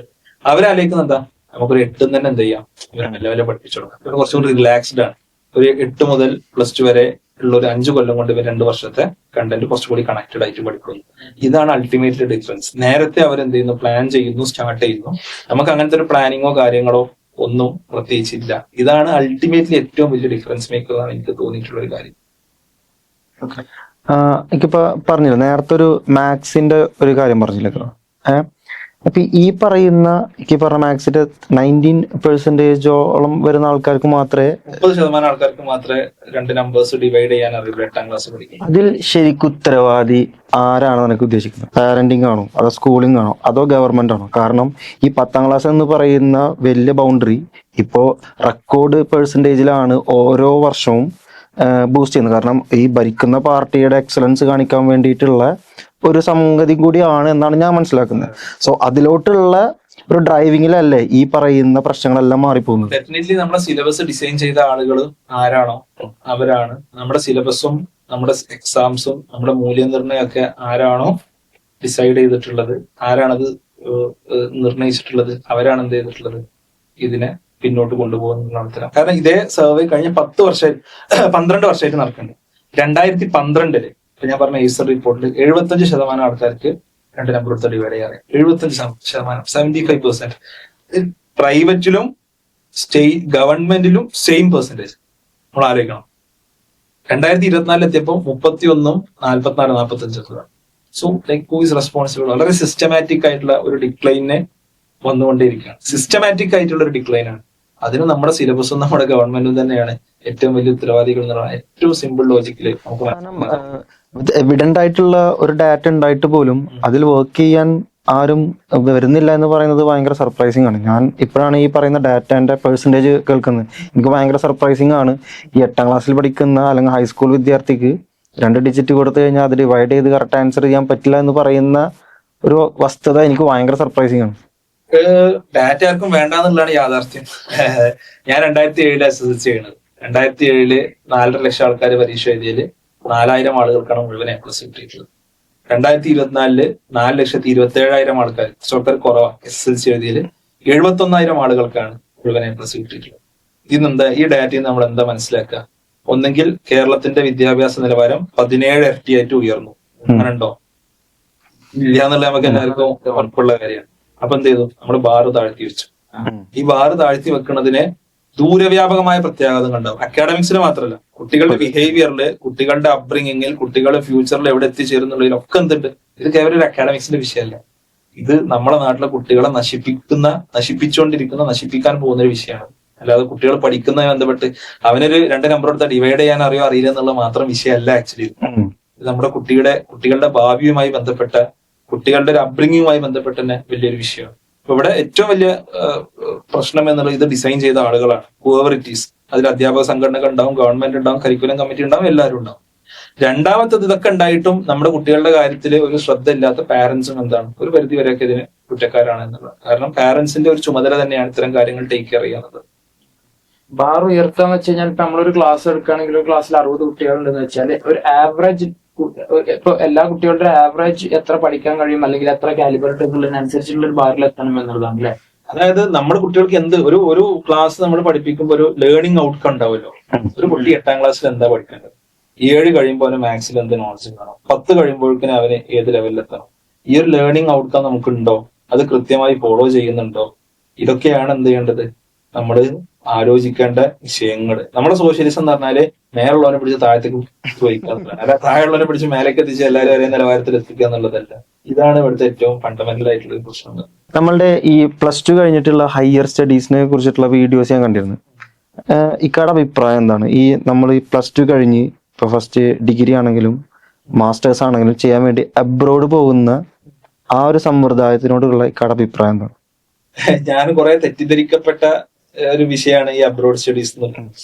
പിന്നെ എനിക്ക് അബ്രോഡ് പോകുന്നതിനോട് പ്രത്യേകിച്ച് എന്താ പറയാ ഒരു വിയോജിപ്പൊന്നുമില്ല. പക്ഷെ നമ്മൾ എന്തിനു പോകുന്നു എന്നുള്ള ഒരു മൈൻഡ് സെറ്റ് വളരെ പ്രധാനമാണ് എന്നുള്ളത് എനിക്ക് ഇന്ററപ്റ്റ് ചെയ്യുന്നതിൽ ക്ഷമിക്കണം. നമ്മള് ഇന്ത്യക്ക് പുറമെ എന്നുള്ളതിൽ ഉപരി ഒരു ലാസ്റ്റ് ഒരു 10 years ബാക്കിൽ കേരളത്തിൽ നിന്ന് പുറത്തേക്ക് പോകുന്ന ട്രെൻഡ് ആയിരുന്നു ആദ്യം. അത് മുതലൊക്കെ പറഞ്ഞു തുടങ്ങിയാൽ നന്നായിരിക്കും. അതായത് ഇതെല്ലാം ഒരു എക്കണോമിയിലെ ഡിമാൻഡ് വേഴ്സസ് സപ്ലൈ പ്രോബ്ലം ആണ്. നമുക്ക് അതിനു മുമ്പ് പറഞ്ഞു തുടങ്ങാം. കേരളത്തില് ഒരു 2000-കളിൽ ഗവൺമെന്റ് എഞ്ചിനീയറിംഗ് കോളേജ് മാത്രമേ 90s എൻഡിലും മറ്റൊക്കെ ഉണ്ടായിരുന്നു. അവിടുന്ന് ഇത് സ്വകാര്യ എഞ്ചിനീയറിംഗ് കോളേജുകൾ വന്നു. എന്താണ്, എഞ്ചിനീയറിംഗ് ഫീൽഡിലെ ആളുകളെ ആവശ്യം ഉണ്ടായിരുന്നു, അതുപോലെ എഞ്ചിനീയറിംഗ് കോളേജുകൾ വന്നു. അന്ന് എഞ്ചിനീയറിംഗിന് പോയ ആൾക്കാരൊക്കെ ഇപ്പൊ ലൈഫിൽ ഏകദേശം രക്ഷപ്പെട്ടിട്ടുണ്ടാവും. അതിലിപ്പോ US-ലോ ഈവൻ ഇന്ത്യയിലെ ബാംഗ്ലൂരിലൊക്കെ നല്ല പൊസിഷൻസിൽ ഇരിക്കുന്ന ആൾക്കാർ അന്ന് എഞ്ചിനീയറിംഗിന് ഈവൻ പ്രൈവറ്റ് കോളേജിൽ കയറിയ ആൾക്കാരാണ്. പിന്നെ പ്രൈവറ്റ് എഞ്ചിനീയറിംഗ് കോളേജുകളുടെ ഒരു ഒഴുക്കാണ് സംഭവിച്ചത്. ഈ ഒഴുക്ക് സംഭവിച്ചപ്പോ കൂടുതൽ എഞ്ചിനീയേഴ്സിനെ ക്രിയേറ്റ് ചെയ്യാൻ തുടങ്ങി. ഇത്ര എഞ്ചിനീയേഴ്സിന് ക്വാളിറ്റി ഇല്ലാതായി, ഈ എഞ്ചിനീയേഴ്സിനുള്ള ജോലി ഇവിടെ ഇല്ലാതായി. ഇത് ഏത് ഫീൽഡിലും ഉണ്ടാവുന്ന ഒരു സംഭവമാണ്. ഏത് ഫീൽഡിൽ ഒരു ഏർലി മൂവർ അഡ്വാൻറ്റേജ് ഉണ്ട്. ഫസ്റ്റ് പോകുന്ന ആൾക്കാർക്ക് എന്തുണ്ടാവും? നിങ്ങൾ പോളണ്ടിൽ പോയ ആൾക്കാർ, പോളണ്ടിൽ ഫസ്റ്റ് ഒരു 7-8 വർഷം പോയി എന്ന് പറഞ്ഞു അല്ലെ, അന്ന് പോയ നിങ്ങൾക്ക് എന്തുണ്ട്? ഒരു ഏർലി മൂവർ അഡ്വാൻറ്റേജ് ഉണ്ടാവും. അന്ന് UK-ലും അന്ന് കാനഡയിലും പോയ ആളുകൾക്ക് ഒരു ഏർലി മൂവർ അഡ്വാൻറ്റേജ് ഉണ്ടാവും. ഇവരെ ഫോളോ ചെയ്യുന്ന ആളുകൾക്ക് ഇത്ര അഡ്വാൻറ്റേജ് ചിലപ്പോൾ കിട്ടിക്കൊള്ളുന്നില്ല. എവിടെ എത്തുമ്പോൾ ഒരു ഡിമാൻഡ് സപ്ലൈ കേവ് റീച്ച് ചെയ്യുമ്പോൾ. ഇപ്പൊ നമ്മളെ നാട്ടിലെ ഒരു മുമ്പ് ഇപ്പൊ ഞാനും നിങ്ങളൊക്കെ പഠിച്ചിരുന്ന +2 സമയത്ത് MBBS കഴിഞ്ഞാൽ അടുത്ത കോഴ്സ്, MBBS കിട്ടാത്ത ആൾക്കാർ ഏത് കോഴ്സ് എടുക്കുക? BDS എടുക്കും. ഇന്ന് കുട്ടികൾ BDS എടുക്കുന്നില്ല. BDS എടുക്കണില്ല, ആയുർവേദം എടുക്കുന്നില്ല, ഹോമിയോ എടുക്കുന്നില്ല. നേരെ എടുക്കുന്നത് അഗ്രികൾച്ചറോ വെറ്റിനറി സയൻസോ ആണ്. എന്താണ് റീസൺ? ഇവിടെ BDS പഠിച്ചിറങ്ങിയ ആളുകളുടെ എണ്ണം കൂടി. അതിൽ തന്നെ പെൺകുട്ടികളുടെ എണ്ണം വളരെയധികം വർദ്ധിച്ചു. ഇത് പെൺകുട്ടികളുടെ എണ്ണം വർദ്ധിക്കുമ്പോൾ സംഭവിക്കാച്ചാല് അവരടുത്തുള്ള ക്ലിനിക്കിലൊക്കെ ചെറിയ പൈസക്ക് ജോലി ചെയ്യാന് സാക്രിഫൈസ് ചെയ്ത് ജോലി ചെയ്യാൻ എന്തായി പല പെൺകുട്ടികളും റെഡിയായി. കാരണം അവർക്ക് കുറച്ചുകൂടി ആ കംഫർട്ട്, ഫാമിലി കംഫർട്ട്, മറ്റു കാര്യങ്ങളായിരുന്നു പ്രധാനം. 8,000-10,000 രൂപക്കൊക്കെയാണ് പല ആൾക്കാരും ഇന്ന് വർക്ക് ചെയ്യുന്നത്. സ്വാഭാവികമായിട്ട് എന്തായി? ആളുകള് BDS-ന് പോവാതായി, ആളുകൾ എഞ്ചിനീയറിംഗിന് പോകാതായി. ഭൂരിഭാഗം എഞ്ചിനീയറിംഗ് കോളേജുകളിലും സീറ്റുകളും ഒഴിഞ്ഞു കിടക്കുകയാണ്. ഇപ്പോ എന്താ ഇത്രയധികം എഞ്ചിനീയറിംഗ് കോളേജ് ഉണ്ടായിട്ടും ആ ഡിമാൻഡ് വേഴ്സസ് സപ്ലൈ കർവിന് അൾട്ടിമേറ്റ്ലി ഇനി പുറത്ത് പോകുമ്പോഴും ഇപ്പോ ഫസ്റ്റ് UK-ലും കാനഡയിലും ഒക്കെ പോയ ആൾക്കാർക്ക് അഡ്വാൻറ്റേജ് ഉണ്ടായിരുന്നു. എന്തിനാ ആൾക്കാർ പോകുന്നത്? എന്തിനാ ആൾക്കാർ പുറത്ത് വന്നത്? മേ ബി അവിടെ ഒരു പെർമനന്റ് റെസിഡൻസി കിട്ടണം, അല്ലെങ്കിൽ അങ്ങനെയൊക്കെ കിട്ടണം എന്നൊക്കെ ആഗ്രഹിച്ചിട്ടാണ്, ബെറ്റർ ലൈഫ് സ്റ്റൈൽ ആഗ്രഹിച്ചിട്ടാണ്. ഇന്ന് പല രാജ്യങ്ങളും എന്ത് ചെയ്തു തുടങ്ങി? ആ ഒരു ഒരുപാട് യൂറോപ്പിലെ ആൾക്കാർ ആവശ്യം ഉണ്ടായിരുന്നു. ഇപ്പോ ചില രാജ്യങ്ങളിൽ ഇപ്പോഴും ആവശ്യം ഉണ്ടായേക്കാം, എനിക്കറിയില്ല, നിങ്ങളാണ് അതിൽ കുറച്ചും കൂടി എക്സ്പെർട്സ്. പക്ഷെ UK, കാനഡ പോലുള്ള രാജ്യങ്ങളൊന്നും ഇപ്പൊ ഞാൻ ആൾക്കാരെ വേണ്ട എന്നുള്ളത് മാത്രമല്ല ഇന്ത്യൻസിനെ വേണ്ട എന്നുള്ള ഒരു സിറ്റുവേഷനിലേക്ക് അങ്ങനെ ഉണ്ടല്ലേ. നമ്മുടെ കൾച്ചറും നമ്മുടെ പ്രശ്നങ്ങളും, കാരണം നമ്മളൊക്കെ അത് ഫീൽ ചെയ്യണതാണ് അവിടെ. കാരണം നമ്മുടെ ഒരു സ്റ്റൈല് പലപ്പോഴും മറ്റുള്ളവരെ നമ്മളങ്ങോട്ട് കീഴടക്കിയിട്ടുള്ള ഒരു സ്റ്റൈലാണ് നമ്മളത്. അപ്പൊ ആളുകൾക്ക് അത് അക്സെപ്റ്റ് ചെയ്യാനുള്ള ബുദ്ധിമുട്ട്. അപ്പൊ അതുകൊണ്ട് തന്നെ മറ്റുള്ള എഡ്യൂക്കേഷൻ മാത്രമല്ല, ഈ വർക്ക് ആണെങ്കിലും ഇപ്പൊ റീസെന്റ് ലാസ്റ്റ് ജാനുവരിയിൽ തന്നെ ലിത്വാനിയൻ എംബസി ക്ലോസ് ചെയ്തു ഫോർ ഇന്ത്യൻസ്. ഇന്ത്യക്കാരെ ഇനി അങ്ങോട്ട് വർക്കിന് എടുക്കുന്നില്ല എന്നുള്ള നിലയ്ക്ക് എത്തി ലിത്വാനിയ. ഇപ്പൊ റീസെന്റ് ഹംഗറി ക്ലോസ് ചെയ്തു. അപ്പൊ അങ്ങനെ നടന്നുകൊണ്ടിരിക്കും. നമ്മളത് അധികം നോക്കാതെ നമ്മള് വർക്ക് റിലേറ്റഡ് ആയിട്ട് പോകാത്തതുകൊണ്ട് നമ്മൾ അറിയാത്തത്. അത് ഭയങ്കര ഒരു ഭീകരമായ സംഗതിയാണ്. ഒരു രാജ്യത്തിനോട് അവർ ഷട്ട് ഡൗൺ ചെയ്യണം, വേണ്ട നമുക്ക് ഇനി ആൾക്കാരെ വേണ്ട. ആളെണ്ണം കൂടിയിട്ടാണ് കൾച്ചറൽ പ്രശ്നമുണ്ടോ? ആൾക്കാരെണ്ണം കൂടിയതും പ്ലസ് ഇന്ത്യൻസിനെ വേണ്ടാന്നൊരു സ്പെസിഫിക്കലി പറയുന്നുണ്ട്. കാരണം ഇന്ത്യയിൽ നിന്നുള്ള ഇൻഫ്ലോ ആണ് ഏറ്റവും കൂടുതൽ. ശ്രീലങ്കയിൽ നിന്നും നേപ്പാളിൽ നിന്നും ഒക്കെ പോകുന്നുണ്ടെങ്കിലും ഇന്ത്യയിൽ നിന്നുള്ള റഷാണ് കൂടുതൽ. അത്ര ആൾക്കാർ കയറി പോകുന്നേ. നമുക്ക് ഒരു ചെറിയൊരു ലൂപ്പ് ഹോൾ ഇട്ടിക്കഴിഞ്ഞാൽ തിക്കി നിറങ്ങി കയറി പോകുന്നു. നമ്മൾ എപ്പോഴും പ്രൗഡായിട്ട് പറയുന്ന കാര്യമാണ് ചൈന ഡീപ് സീക്ക് ഉണ്ടാക്കി, US മറ്റേ ChatGPT, Amazon. അപ്പൊ നമ്മൾ ഹ്യൂമൻ റിസോഴ്സ് സപ്ലൈ ചെയ്യാണ്. പക്ഷെ എനിക്ക് തോന്നുന്നു ഹ്യൂമൻ റിസോഴ്സ് സപ്ലൈ ചെയ്യുമ്പോൾ തന്നെ ഹ്യൂമൻ റിസോഴ്സിന് ബേസിക് സ്കിൽസ്, ബേസിക് വാല്യൂസും മോറൽസും ഒക്കെ എവിടെയൊക്കെ നമുക്ക് ലാക്കാണ്. രാജ്യത്തിന്റെ ഒരു കൾച്ചർ ലാക്ക് ചെയ്യുന്നുണ്ടെന്നുള്ളത്. ഇപ്പൊ നമ്മള് ചിലപ്പോൾ നമ്മളൊരു എൻവയോൺമെന്റിൽ വർക്ക് ചെയ്യാൻ ആൾ ഫിറ്റ് ആയിരിക്കും, പക്ഷെ ഒരു ഇന്റർനാഷണൽ എൻവയോൺമെന്റിൽ പോകുമ്പോൾ എങ്ങനെ ബിഹേവ് ചെയ്യണം എന്നുള്ളത് നമ്മൾ പല എപ്പിസോഡും സംസാരിച്ചിട്ടുള്ളതാണ് ഈ വിഷയം. അപ്പൊ അങ്ങനത്തെ എന്തോ ഒരു സംഭവം നമുക്ക് ലാക്ക് ചെയ്യേണ്ടതെന്ന് പലപ്പോഴും തോന്നിയിട്ടുണ്ട്. നിങ്ങളുടെ അതർ സൈഡ് ആൾസോ എന്തായാലും ഈ ഇമിഗ്രേഷൻ എന്നുള്ളത് ഒരു രാജ്യത്തെ സംബന്ധിച്ചിടത്തോളം there is A certain limit. തീർച്ചയായിട്ടും ഒരു ഇതിലപ്പുറം അവർക്ക് പ്രോത്സാഹിപ്പിക്കാൻ പറ്റില്ല. പിന്നെ പോകുന്ന പല ആളുകളും ഒരു എന്താ പറയാ, നാട്ടുകാരുടെ എന്തെങ്കിലും ഒന്ന് കേൾക്കണല്ലോ എന്തായി എന്നുള്ള കുറെ ആൾക്കാരുണ്ട്. എന്നിട്ട് എന്റെ പ്രശ്നം ഇത്രേ ഉള്ളൂ അബ്രോഡ് എഡ്യൂക്കേഷനാണ്. അത് നല്ല യൂണിവേഴ്സിറ്റീസിലോട്ട് ഇപ്പോ നമുക്ക് ചെയ്തൊക്കെ ഉള്ള പോലെ SAT പോലത്തെ എക്സാംസ് എഴുതി നന്നായിട്ട് പോകാവുന്ന ഒരുപാട് യൂണിവേഴ്സിറ്റീസ് ഉണ്ട്. പക്ഷെ UG എഡ്യൂക്കേഷൻ ഞാൻ മനസ്സിലാക്കുന്നിടത്തോളം US-ലും ഈവൻ യൂറോപ്പിലും കുറച്ച് കോസ്റ്റ്ലിയർ ആണ് UG എഡ്യൂക്കേഷൻ. PG എനിക്ക് തോന്നുന്നത് യൂറോപ്പിൽ കുറച്ചുകൂടി ഈസിയർ ആണ്. നല്ല ടീച്ചിങ് അസിസ്റ്റൻഷിപ്പോ RS കിട്ടി കഴിഞ്ഞാൽ ഈസിയർ ആണ്. അപ്പൊ അങ്ങനെ നല്ലൊരു പാത്ത് അവിടെ നിലനിൽക്കുന്നുണ്ട്. ഒന്ന് നിങ്ങൾക്ക് SAT പോലത്തെ എക്സാം ഒക്കെ എഴുതി നല്ല സ്കോളർഷിപ്പ് ഒക്കെ വാങ്ങിയിട്ട് നിങ്ങൾക്ക് വേണമെങ്കിൽ നല്ല യൂണിവേഴ്സിറ്റീസിലോട്ട് പോവാം. അതല്ലെങ്കിൽ ഇന്ത്യയിൽ നിന്ന് നല്ലൊരു സ്ഥലത്ത് ഡിഗ്രി എടുത്തിട്ട് എന്റെ ഫ്രണ്ട്സ് തന്നെ എത്രയോ ആൾക്കാർ UK-ല് PhD ചെയ്യുന്നവരുണ്ട്, US-ല് PhD ചെയ്യുന്നവരുണ്ട്. അവർ ഫുള്ളി ഫണ്ടഡ് ആയിട്ട് അവരവിടെ പോയിട്ട് വർക്ക് ചെയ്യാം. എന്നിട്ട് അവിടെ സെറ്റിൽ ആയ ആൾക്കാരുണ്ട്. ഞാൻ ഇലക്ട്രിക്കൽ എഞ്ചിനീയറിംഗ് IIT മദ്രാസിൽ നിന്ന് കഴിഞ്ഞാല് ഞങ്ങളൊരു 6-7 മലയാളീസ് ഉണ്ട്. ഞങ്ങള് 2 ആളുകൾ സെയിം ബാച്ചില് ഞങ്ങള് 2 ആളുകൾ മാത്രമാണ് ഇന്ത്യയിലുള്ളത്. ബാക്കി 5 ആളുകളിൽ എനിക്കൊന്ന് 4 ആളുകൾ US-ലാണ്, 4 ആളുകൾ US-ലാണ്, ഒരാള് UK-ലാണ്. അപ്പൊ it's A very common thing. അപ്പൊ അവർക്ക് പോവാന്നുള്ള ഒരു ബുദ്ധിമുട്ടുള്ള കാര്യമല്ല. അപ്പൊ ഞാൻ പറഞ്ഞു വരുന്നത് വെച്ചാല് ഇങ്ങനെ നല്ല രീതിയിൽ പോകണ പകരം നമ്മൾ ലക്ഷങ്ങൾ ലോൺ എടുത്തിട്ട് ഏതെങ്കിലും ഒരു ജെറിയാട്രിക് ഹോമിലൊക്കെ വർക്ക് ചെയ്യുക, അങ്ങനെ ഒരു പാർട്ട് ടൈം ജോബ് ചെയ്യുക എന്നുള്ള ഒരു മെന്റാലിറ്റിയിലൂടെ പോകുന്ന അതിനാണ് ഞാൻ എപ്പോഴും. പക്ഷെ അതിന്റെയും ആ സർക്കംസ്റ്റാൻസ് ഉണ്ടാക്കുന്നത് നമ്മൾ ഗവൺമെന്റ് അല്ലേ. നമ്മൾ ഇവിടെ ഒരു എഞ്ചിനീയറിംഗ് കഴിഞ്ഞു അല്ലെങ്കിൽ വേറെ ഏതെങ്കിലും മെഡിസിൻ പരമായിട്ടുള്ള ഏതെങ്കിലും കോഴ്സ് കഴിഞ്ഞു കഴിഞ്ഞാലും ഇവിടുത്തെ ബേസിക് പേ എന്ന് പറയുന്നത് നമ്മൾക്ക് അഫോർഡ് ചെയ്യാൻ പറ്റുന്നില്ല. ആ ഒരു പേയിൽ നിന്ന് ഒരു എഞ്ചിനീയറിംഗ് കഴിയണമെങ്കിൽ ഒരു 5 ലക്ഷം രൂപ, എനിക്ക് കറക്റ്റ് അറിയില്ല. ഇപ്പോ MBBS ഗവൺമെന്റ് ആണെന്നുണ്ടെങ്കിൽ ഒരു 8 ലക്ഷം രൂപ 10 ലക്ഷം രൂപ കഴിയുന്നു.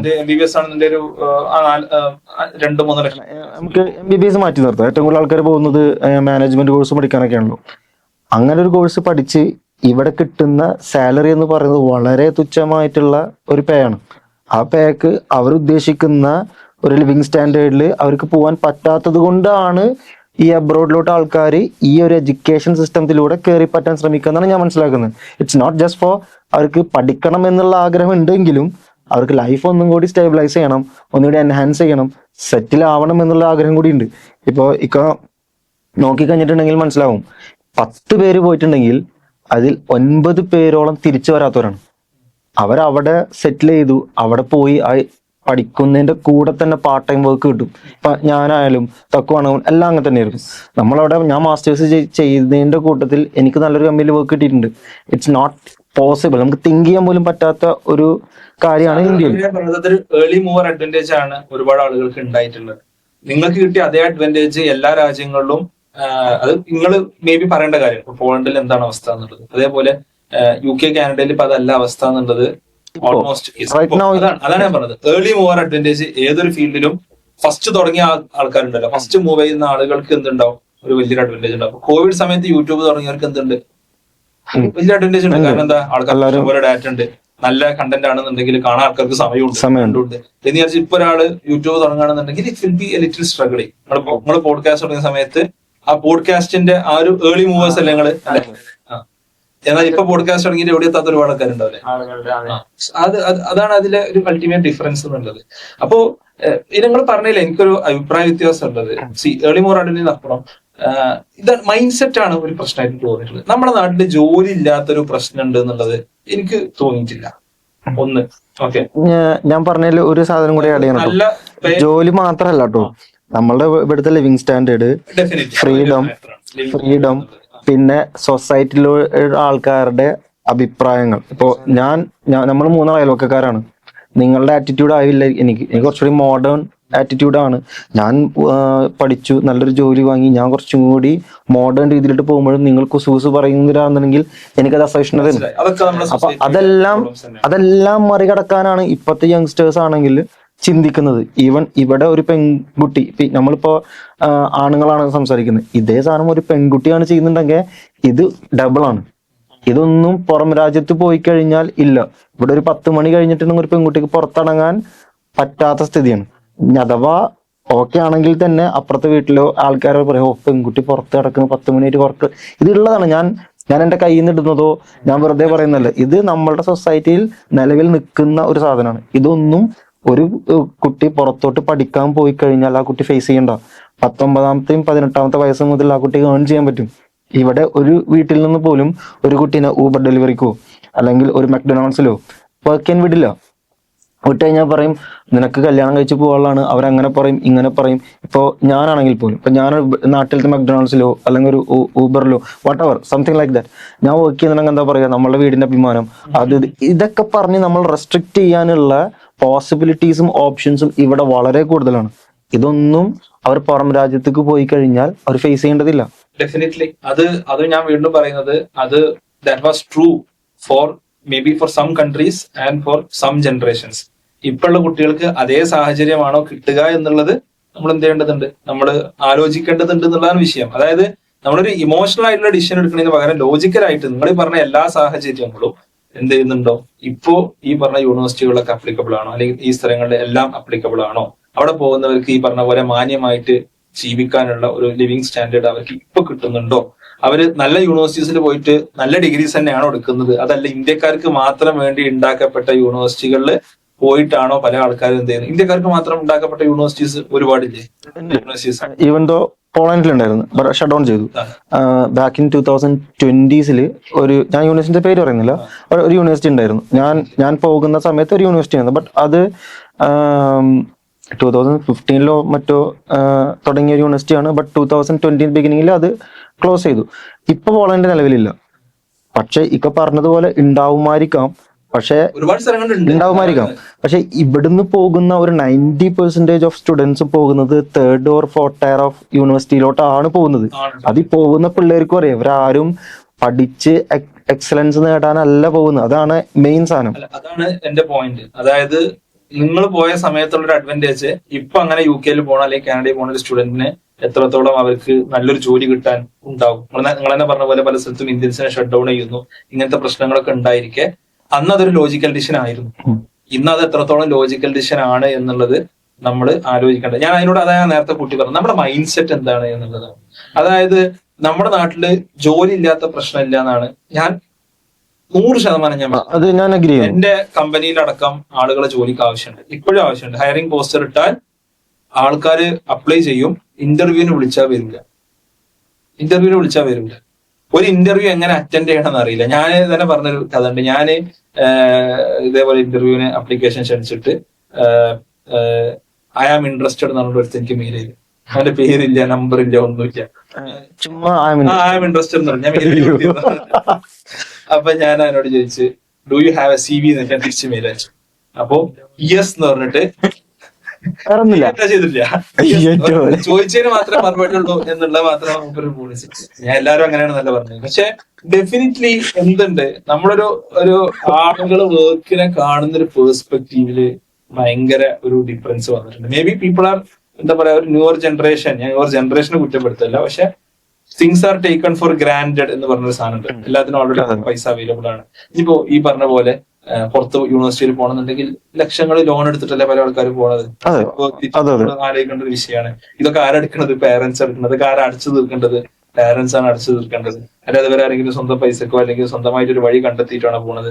സ്വന്തമായി കണ്ടെത്തി പോകാൻ ഒരുപാട് ഓപ്പർച്യൂണിറ്റീസ് ഉണ്ടായിരിക്കെ, നല്ല യൂണിവേഴ്സിറ്റീസ് ഓഫർ ചെയ്യുന്ന സ്കോളർഷിപ്സ് ഓഫർ ചെയ്യുന്ന യൂണിവേഴ്സിറ്റീസ് ഉണ്ടായിരിക്കെ അതിനെപ്പറ്റി ഒരു ശതമാനം ആളുകൾ പോലും ചിന്തിക്കുന്നില്ല എന്നുള്ളിടത്താണ് എനിക്ക് പരാതിയും എനിക്ക് പ്രശ്നമുള്ളത്.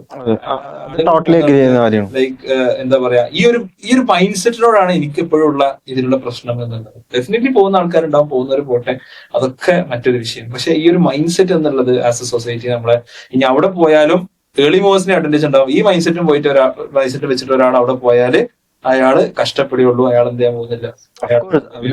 ഏർലി മൂവേഴ്സ് ആണെങ്കിലും ഇപ്പൊ പോകുന്നവരാണെങ്കിലും പോയ ആദ്യത്തെ 1 or 2 ഇയർ എന്ന് പറയുന്നത് സ്ട്രഗ്ലിംഗ് പോയിന്റ് തന്നെയാണ്. ഒരു കോർപ്പറേറ്റ് ജോബ് കണ്ടുപിടിക്കാനും ഒക്കെ ബുദ്ധിമുട്ടുണ്ടാവും. പക്ഷെ ഇപ്പോ പോളണ്ട്, ഇപ്പൊ നമ്മള് പറയാന്നുണ്ടെങ്കിൽ ഇപ്പൊ കുറച്ച് ലിബറൽ ആണ്. പോളണ്ട് അത്യാവശ്യം കമ്പനീസ് ഉണ്ട്, ഇംഗ്ലീഷ് സ്പീക്കേഴ്സിന് അത്യാവശ്യം ജോബ് ഓപ്പണിങ്സ് ഉണ്ട്. പോയി തക്കുനൊക്കെ പോയി വന്നപ്പോ ജോബ് ആയാലും അത്രേ ഉള്ളൂ. ഐ മീൻ ചുമ്മാണ്ട് ഇത് കേൾക്കുന്നല്ലാരും അത് കണക്കാക്കണം കേട്ടോ. ചുമ്മാ വന്ന് കേൾക്കില്ല. UK കാനഡ ഒക്കെ ഭയങ്കര ടഫാണ്. ഐ മീൻ ഭയങ്കര സ്കിൽഡ് ജോബിന് ആളുകളെ ഹയർ ചെയ്യുന്നതിന് ഭയങ്കര ലിമിറ്റേഷൻസ് ഉണ്ട്. കോവിഡിന് ശേഷം പോളണ്ടിൽ ഇപ്പൊ നമ്മൾ ശ്രദ്ധിച്ചിട്ടുള്ള കാര്യം, കോവിഡിന് ശേഷം പോളണ്ട് ഒരുപാട് ഓപ്പൺ ആയി. ഓപ്പൺ ആയി ഇൻ ദ സെൻസ് അതിന്റെ മുന്നേക്ക് ആളുകൾ ചെയ്തുകൊണ്ടിരുന്നത് അൺസ്കിൽഡ് ജോബ്സ് ആയിരുന്നു ഒരു പരിധി വരെ. അപ്പൊ അതിനുശേഷം ഒരു ഓൺലൈനായിട്ട് വർക്ക് ഫ്രം ഹോമിന്റെ പരിപാടി കൂടി വർക്ക് ഫ്രം ഓഫീസ് മാറ്റിയിട്ട് ആഴ്ചയിൽ 2 ദിവസം ഓഫീസിൽ വരിക എന്നൊക്കെയുള്ള സിസ്റ്റം ഒക്കെ വന്നപ്പോ ഒരുപാട് സ്റ്റുഡൻസിനെ ഹയർ ചെയ്യാൻ തുടങ്ങി. അങ്ങനെയൊക്കെ ഒരുപാട് ആളുകൾക്ക് ഓപ്പർച്യൂണിറ്റീസ് കിട്ടി തുടങ്ങി. അതാണ് പോളണ്ടിന്റെ ഒരു അവസ്ഥ. പിന്നീട് അതിന് ശേഷം തന്നെ പിന്നെ ഈ ഒരു സമയം ഒരുപാട് ആളുകളെ ടെർമിനേറ്റ് ചെയ്യണ സാധനം. കോവിഡ് ടൈമിൽ ഇൻവെസ്റ്റേഴ്സ് കൂടി, UK കമ്പനികളെല്ലാതും പോളണ്ടിലുണ്ട്. ലേബർ ചീപ്പായ കാരണം അവിടെ വന്ന് ഇൻവെസ്റ്റ് ചെയ്യാൻ തുടങ്ങി. അപ്പൊ ആ ഒരു ടൈമിൽ, ആ ഒരു 3.5 അല്ലെങ്കിൽ 4 ഇയേഴ്സിൽ ഭയങ്കര ബൂമിങ് ആയിരുന്നു. നന്നായി ഇംഗ്ലീഷ് കൈകാര്യം ചെയ്യും, സ്മാർട്ടാണ്, സ്കിൽ ഉള്ളവർക്കൊക്കെ ജോബ് ഈസി ആയിട്ട് കിട്ടിയിരുന്നു. ഇപ്പോ ബാങ്കിങ് സെക്ടേഴ്സിൽ വീണ്ടും അവർ ഇന്ത്യയാണ് ഇപ്പൊ മാർക്കറ്റായി കാണുന്നത്. ഇന്ത്യയിൽ ലേബർ പോളണ്ടിൽ വെച്ച് നോക്കുമ്പോൾ വീണ്ടും ചീപ്പാണല്ലോ. അപ്പോൾ ഇന്ത്യയിൽ ഓൾറെഡി ബ്രാൻഡ്സ് ഉള്ള like M bank, city bank, ഈ CBRE ഇങ്ങനെ പറയുന്ന ബ്രാഞ്ച് ഓൾറെഡി ഇന്ത്യയിൽ എസ്റ്റാബ്ലിഷ്ഡ് ആണ്. ഇവിടെ ലേബർ കോസ്റ്റ് കുറവാണ്, ബാക്കി ടാക്സ് ആക്ഷൻ കുറവാണ്. അപ്പോൾ അവർ അവിടുന്ന് ഇങ്ങോട്ട് ഷിഫ്റ്റ് ചെയ്യാണ്. ഇപ്പൊ അതിന്റെ ഒരു ട്രെൻഡ് നടന്നുകൊണ്ടിരിക്കുന്നുണ്ട്. ബട്ട് സ്റ്റിൽ പുതിയ കമ്പനീസ് അവിടെ വരുന്നുണ്ട്, പ്രശ്നങ്ങളൊന്നുമില്ല. ആളുകള്, ഞാൻ പറഞ്ഞത് ലോജിക്കൽ ഡിസിഷൻ, ഏത് രാജ്യത്താണ് ഇങ്ങനെ ഓപ്പർച്യൂണിറ്റീസ് ഉള്ളതെന്നുള്ളത് സംസാരിച്ചിട്ട് നിങ്ങൾ പറഞ്ഞ പോലെ UK കാനഡ ടഫാണ്, പല സ്ഥലങ്ങളിലും ഇതേപോലെ ടഫായിട്ട് ഐഡന്റിഫൈ ചെയ്തിട്ട് ആൾക്കാർ ഓപ്പർച്യൂണിറ്റി എടുക്കണം. അതാണ്. പക്ഷെ അതിന് ഇക്ക പറഞ്ഞതുപോലെ ഈ സ്റ്റുഡൻസ് മാത്രമാണോ അതിന്റെ ഒരു പ്രശ്നക്കാരെന്നാണ് അവിടെയാണ് എനിക്ക് കാനായിട്ട് അഭിപ്രായ വ്യത്യാസമുള്ളത്. കാരണം ഇക്ക പറഞ്ഞു നോക്കി കാണുന്നില്ല എന്ന് പറഞ്ഞു. പക്ഷെ ഇപ്പൊ ഞാനൊരു +2 കഴിഞ്ഞൊരു വിദ്യാർത്ഥിയാണ്. എനിക്ക് ഇതേപോലെ ഓപ്പർച്യൂണിറ്റീസ് ഉണ്ട്. ആ ഓപ്പർച്യൂണിറ്റീസ് ഞാൻ ക്ലെയിം ചെയ്ത് ഞാനത് അച്ചീവ് ചെയ്ത് കഴിഞ്ഞാൽ തന്നെ ഈ പറയുന്ന അഡ്വാൻറ്റേജസ് എല്ലാം എനിക്ക് സൊസൈറ്റി തരുന്നുണ്ടോ? ഈ പറയുന്ന നമ്മളെ ഗവൺമെന്റ് നമുക്ക് ഫെസിലിറ്റി ചെയ്യുന്നില്ലല്ലോ. അല്ല, കുട്ടികൾ മാത്രമാണ് കുറ്റക്കാര് എന്നുള്ളതാണ് ഞാൻ പറഞ്ഞത്. ഇതൊരു സിസ്റ്റമാറ്റിക് ആയിട്ടുള്ള ഒരു പ്രശ്നമാണ്. കുട്ടികൾ കാണുന്നത് ആരെടുത്തുനിന്നാണ് എന്ന് തുടങ്ങുന്ന മുതൽ എന്തുണ്ട്, ഇങ്ങനത്തെ പ്രശ്നങ്ങളുണ്ട്. അപ്പോ നമുക്ക് സിസ്റ്റം എന്നുള്ളത് ഏത് കാലഘട്ടത്തിലും എവിടെയും എന്തായിരിക്കും ഒരു പ്രശ്നം. സിസ്റ്റത്തിന് എപ്പോഴും കുറെ പ്രശ്നങ്ങളും കാര്യങ്ങളൊക്കെ ഉണ്ടാവും. നമ്മളിങ്ങനെ സിസ്റ്റത്തിനെ ബ്ലെയിം ചെയ്തിരുന്നിട്ട് പ്രത്യേകിച്ച് കാര്യമില്ല. സിസ്റ്റത്തിന് പറയാനുള്ളതൊക്കെ നമുക്ക് എന്ത് ചെയ്യാം, നമ്മളിപ്പോ ഇന്നടക്കം ഗവൺമെന്റും സിലബസും മറ്റു കാര്യങ്ങളൊക്കെ നമ്മൾ ചർച്ചയ്ക്ക് വിധേയമാക്കി. പക്ഷെ ഇതെല്ലാം ഗവൺമെന്റ് ഫിക്സ് ചെയ്യണമെന്ന് വിചാരിച്ചിട്ട് പ്രത്യേകിച്ചൊന്നും നടക്കാൻ പോകുന്നില്ല. ഫിക്സ് ചെയ്യേണ്ടത് ആരാണ്? നമ്മൾ തന്നെയാണ്. നമ്മൾ കൂടുതൽ അവെയറായി, നമ്മൾ കൂടുതൽ റൈറ്റ് ഇൻഫർമേഷൻസ് റൈറ്റ് സ്ഥലങ്ങളിൽ നിർത്തിട്ട് നമുക്കൊരു പാത്ത് സെറ്റ് ചെയ്യാന്നുള്ളതാണ് അൾട്ടിമേറ്റ്ലി ചെയ്യാനുള്ളതാണ് എന്റെ ഒരു ഒപ്പീനിയൻ എന്നുള്ളത്. അപ്പോ ഈ ഒരു കാര്യം, അതായത് നമ്മൾ വളരെ ചെറിയ ചെറിയ കാര്യങ്ങളിൽ ഇൻഫ്ലുവൻസ്ഡ് ആയിട്ടാണ് പലപ്പോഴും എന്ത് ചെയ്യണത്. അതായത് നമ്മൾ വെറുതെ ഒന്ന് ആലോചിച്ചോക്കാം, ഒരു സ്റ്റഡി അബ്രോഡ്, ഇപ്പൊ MBBS ഇങ്ങനത്തെ സാധനങ്ങളൊക്കെ MBBSലോട്ട് വരുന്നത്. അതായത് ആ ഒരു ഇതില് ആരാണ് ഡിസിഷൻ മേക്കിങ്ങിനെ ഇൻഫ്ലുവൻസ് ചെയ്യുന്നത് എന്നുള്ളതാണ് ചോദ്യം, എന്റെ ചോദ്യം. ആരാണ് ഇപ്പൊ ഒരു സ്റ്റഡി അബ്രോഡ് അല്ലെങ്കിൽ ഇങ്ങനത്തെ സ്റ്റഡി അബ്രോഡ് MBBSന്റെ ഒക്കെ വിഷയങ്ങളിൽ ഇൻഫ്ലുവൻസേഴ്സ് ആയി വരുന്നത് ആരാണ്? ചിലപ്പോൾ ഫുഡ് ബ്ലോഗേഴ്സ് ആയിരിക്കും, ലൈഫ് സ്റ്റൈൽ ബ്ലോഗേഴ്സ് ആയിരിക്കും. പോളണ്ടിൽ വർക്ക് ചെയ്യണം നിങ്ങളോട് പോലും എന്ത് ചെയ്യുന്നുണ്ടാവില്ല, ഇതിനെ കുറിച്ച് ആരും അഭിപ്രായം ചോദിക്കുന്നുണ്ടാവില്ല. റൈറ്റ്? അതായത് ഇപ്പൊ ഫോർ എക്സാമ്പിൾ നല്ല മഞ്ഞുമലന്റെ അടുത്ത് നിന്നിട്ട് ഒരു റീൽ എടുക്കുന്നുണ്ടാവുക, ഒരു മെഡിക്കൽ യൂണിവേഴ്സിറ്റിയുടെ റീൽ എടുക്കുന്നുണ്ടാവും. ഇത് കാണുന്ന ഒരു കുട്ടിക്ക് എന്താ തോന്നാം? എന്നാൽ ഒരാഴ്ചയെങ്കിലും ഒരു കാശ്മീരിലോ മണാലിലോ ഒക്കെ പോയി മഞ്ഞുള്ള സമയത്ത് താമസിച്ച ഒരാളെ സംബന്ധിച്ചിടത്തോളം വലിയ സംഭവം തോന്നില്ല. എന്നത്തില്ല 2 ദിവസം കഴിഞ്ഞാല് തണുപ്പിൽ ജീവിക്കാനുള്ള ബുദ്ധിമുട്ട്. നിങ്ങൾ പോളണ്ടിലെ കാലാവസ്ഥ എനിക്ക് പറഞ്ഞ സെയിം സാധനം. എന്റെ അടുത്ത് ഇഷ്ടം പോലെ ആൾക്കാർ, ഞാൻ ഇൻസ്റ്റാഗ്രാമിൽ അത്യാവശ്യം ഫോട്ടോസും റീൽസ് ഒക്കെ ഇടുന്നതാണ്, കുറച്ച് ഫോട്ടോഗ്രാഫി ഇഷ്ടമുള്ള ആളാണ്. അപ്പൊ ഇതൊക്കെ കണ്ടിട്ട് എനിക്ക് ഈ +2 കഴിഞ്ഞ പിള്ളേര് ചോദിക്കും, ഇക്ക അവിടെ എങ്ങനെയാണ്, ഞാൻ വന്നു കഴിഞ്ഞാൽ സെറ്റാണോ, അടിപൊളിയാണല്ലേ എന്ന് ചോദിക്കും. അപ്പൊ ഞാൻ പറയും, പൊന്നുമോനെ ഇതൊക്കെ ഇപ്പോഴാണ് അത്യാവശ്യം കഷ്ടപ്പെട്ടിട്ടാണ്. അതും ഈ റിയലും റീലും തമ്മിലുള്ള വ്യത്യാസം ഉണ്ടല്ലോ. നമ്മളിപ്പോ മുടിഞ്ഞിരിക്കുകയാണെങ്കിലും നമ്മളൊന്ന് ഒരു ഫോട്ടോ എടുത്ത് ഇങ്ങനെ ഇൻസ്റ്റയിലിട്ട് കഴിഞ്ഞാൽ ആ ഫോട്ടോ എടുക്കുന്ന സമയത്ത് ഞാൻ ചിരിച്ചിട്ടുണ്ടാവും. അതിന്റെ അപ്പുറത്ത് എങ്ങനെ ഇനി പണിയെടുക്കണ്ടേ, അങ്ങനത്തെ ആ സ്ട്രഗിൾ അവർ കാണുന്നില്ല ഫോട്ടോ ഇടുമ്പോഴും റീൽ ഇടുമ്പോഴും. അപ്പൊ അതിന്റെ ഈ ഇൻഫ്ലുവൻസസ്, ഈ റീലും ഇൻസ്റ്റാഗ്രാമും കുറച്ചും കൂടി ഇതായപ്പോ ഈ പുറത്തോട്ട് പോക്ക് എന്ന് പറയുന്നത് ഒരു ചുമ്മാ അവിടെ പോയി എക്സ്പ്ലോർ ചെയ്യണം, അവിടെ പോയി കഴിഞ്ഞിട്ടുണ്ടെങ്കിൽ കുറെ രാജ്യങ്ങൾ കാണാം, കുറെ പാർട്ടി ചെയ്യാം, അങ്ങനത്തെ ഒരു ഇതും കൊണ്ടും ഒരുപാട് പേര് കൊണ്ട്. കാരണം ഞാനത് കുറെ കേട്ടിട്ടുണ്ട്, എന്റെ DM-ൽ കുറെ പേര് വന്ന് ചോദിച്ചിട്ടുണ്ട്. അപ്പൊ ഞാൻ പറയും, ഇങ്ങനൊന്നല്ല, ഇങ്ങനെയാണ് കഷ്ടപ്പെടാണ്ടെങ്കിൽ മാത്രം കയറി വന്നാൽ മതി. പ്രശ്നം നമ്മളെ ഇൻഫ്ലുവൻസ്, നമ്മളെ ഡിസിഷൻസിനെ ആര് ഇൻഫ്ലുവൻസ് ചെയ്യുന്നു, എങ്ങനെ ഇൻഫ്ലുവൻസ് ചെയ്യപ്പെടുന്നു എന്നുള്ളത് ഇതില് വലിയൊരു പ്രശ്നമല്ലേ? അതായത് നമ്മൾ ഒരു ലോജിക്കലി എടുക്കേണ്ട ഒരു ഡിസിഷനാണ് നമ്മൾ എവിടെ പഠിക്കുന്നു, എന്ത് പഠിക്കുന്നു, എവിടെ പോയി ജീവിക്കണം എന്നുള്ളതൊക്കെ. ഇപ്പൊ കാനഡ ആണെങ്കിലും UK ആണെങ്കിലും പോളണ്ട് ആണെങ്കിലും ഒക്കെ നമ്മൾ വളരെ ആലോചിച്ചെടുക്കേണ്ട, നമ്മുടെ ലൈഫിനെ ഒരു ഗതി നിർണ്ണയിക്കുന്ന ഒരു ഡിസിഷനാണ്. അത് ഇത്രയൊക്കെ ആലോചിച്ചിട്ടാണോ നമ്മൾ എടുക്കുന്നത് എന്നുള്ളത് തീർച്ചയായിട്ടും. അതേപോലെ ഉണ്ടാവും ചില ഇൻഫ്ലുവൻസേഴ്സ്, ഇവിടെ വന്നാൽ നല്ല നെയ്ച്ചോറും കോഴി പൊരിച്ചതൊക്കെ കിട്ടും, അല്ലെങ്കിൽ അതൊക്കെ കേരളീയ. ശരിക്കും പറഞ്ഞാൽ ഈ യൂണിവേഴ്സിറ്റിന്നൊക്കെ പ്രൊമോട്ട് ചെയ്യുന്ന യൂട്യൂബേഴ്സ് അടക്കം നേരത്തെ ഞങ്ങളോട് പറഞ്ഞു ക്രെഡിബിൾ അല്ലാത്ത ഒരു സാധനം പ്രൊമോട്ട് ചെയ്യാറുണ്ട്. പക്ഷെ ഒരുപാട് പേര് ഇത് പ്രൊമോട്ട് ചെയ്തിട്ട് ഞാൻ കാണുന്നുണ്ട്, ഈ യൂണിവേഴ്സിറ്റീസിനെ കുറിച്ചിട്ട്. ഇവരൊക്കെ എന്ത് ബേസിക്കലാണ്, എന്തൊക്കെ ചെക്ക് ചെയ്തിട്ടായിരിക്കും, ബാക്ക്ഗ്രൗണ്ടിൽ എന്തൊക്കെ ചെക്ക് ചെയ്തിട്ട് വേണം ഇങ്ങനൊരു സാധനത്തിനെ പ്രൊമോട്ട് ചെയ്യണം എന്നൊക്കെ ചിന്തിക്കുന്നത്? എസ്പെഷ്യലി ഈ അബ്രോഡ് ഇതാണ് മീൻ ചെയ്യുന്നത്, സ്റ്റഡി അബ്രോഡ്. അത് അവരെന്നെ വെക്കേണ്ട ഒരു മെട്രിക് ആണ്. അവരുടെ ഒരു വാല്യൂ സിസ്റ്റം എന്താണ്, അവരൊരു കമ്പനിയിൽ ആരെ എങ്ങനെയാണ് കടത്തിവിടാൻ ഉദ്ദേശിക്കുന്നത് എന്ന് അനുസരിച്ചാണ് ഞാനല്ല അതിന്റെ അഭിപ്രായം പറയേണ്ടത്. പക്ഷെ അൾട്ടിമേറ്റ്ലി ആ യൂണിവേഴ്സിറ്റി എന്താണ് അതിന്റെ ഒരു സത്യാവസ്ഥ, അതിന്റെ ഒരു ക്വാളിറ്റി എന്താണ്, അവിടുത്തെ ഒരു പ്ലേസ്മെന്റ് റെക്കോർഡ്സ് എന്താണ്, അവിടുത്തെ ഒരു അക്കാഡമിക്സ് എന്താണ്, എത്ര കാലമായിട്ട് ആ യൂണിവേഴ്സിറ്റി ഉണ്ട്, അതിന്റെ ഒരു റാങ്കിങ് എത്രയാണെന്നുള്ള തുടങ്ങിയിട്ടുള്ള എല്ലാ കാര്യങ്ങളും ഇൻഫർമേഷൻ ആളുകൾക്ക് അവൈലബിൾ ആക്കണം എന്നുള്ളതാണ് എനിക്ക് പറയാനുള്ളത്. അതല്ലാതെ ഈ ഒരു ഫുഡും കാലാവസ്ഥയും ഇതൊക്കെ കാണിച്ചിട്ടുള്ള ഒരു കൈൻഡ് ഓഫ് ഇൻഫ്ലുവൻസ് അത് വളരെ റോങ് ആയിട്ടുള്ള ഒരു കാര്യമായിട്ടാണ്. അത് നമ്മൾ നിർത്തേണ്ടതാണ്. നേരത്തെ പറഞ്ഞിട്ടുള്ള സംഭവം നമ്മള് സ്റ്റഡി അബ്രോഡ് MBBSന്റെ കാര്യം നമുക്ക് സ്പെസിഫിക് ആയിട്ട് എടുക്കാം കേട്ടോ. ഇപ്പൊ ഭയങ്കര ട്രെൻഡിങ്, ഉക്രൈൻ വാറിന് മുന്നേ ഉക്രൈൻ ട്രെൻഡിങ് ആയിരുന്നു. ഉക്രൈന്, പിന്നെ റഷ്യ, കസാക്കിസ്ഥാനൊക്കെ പോലുള്ള ഒരുപാട് രാജ്യങ്ങള്.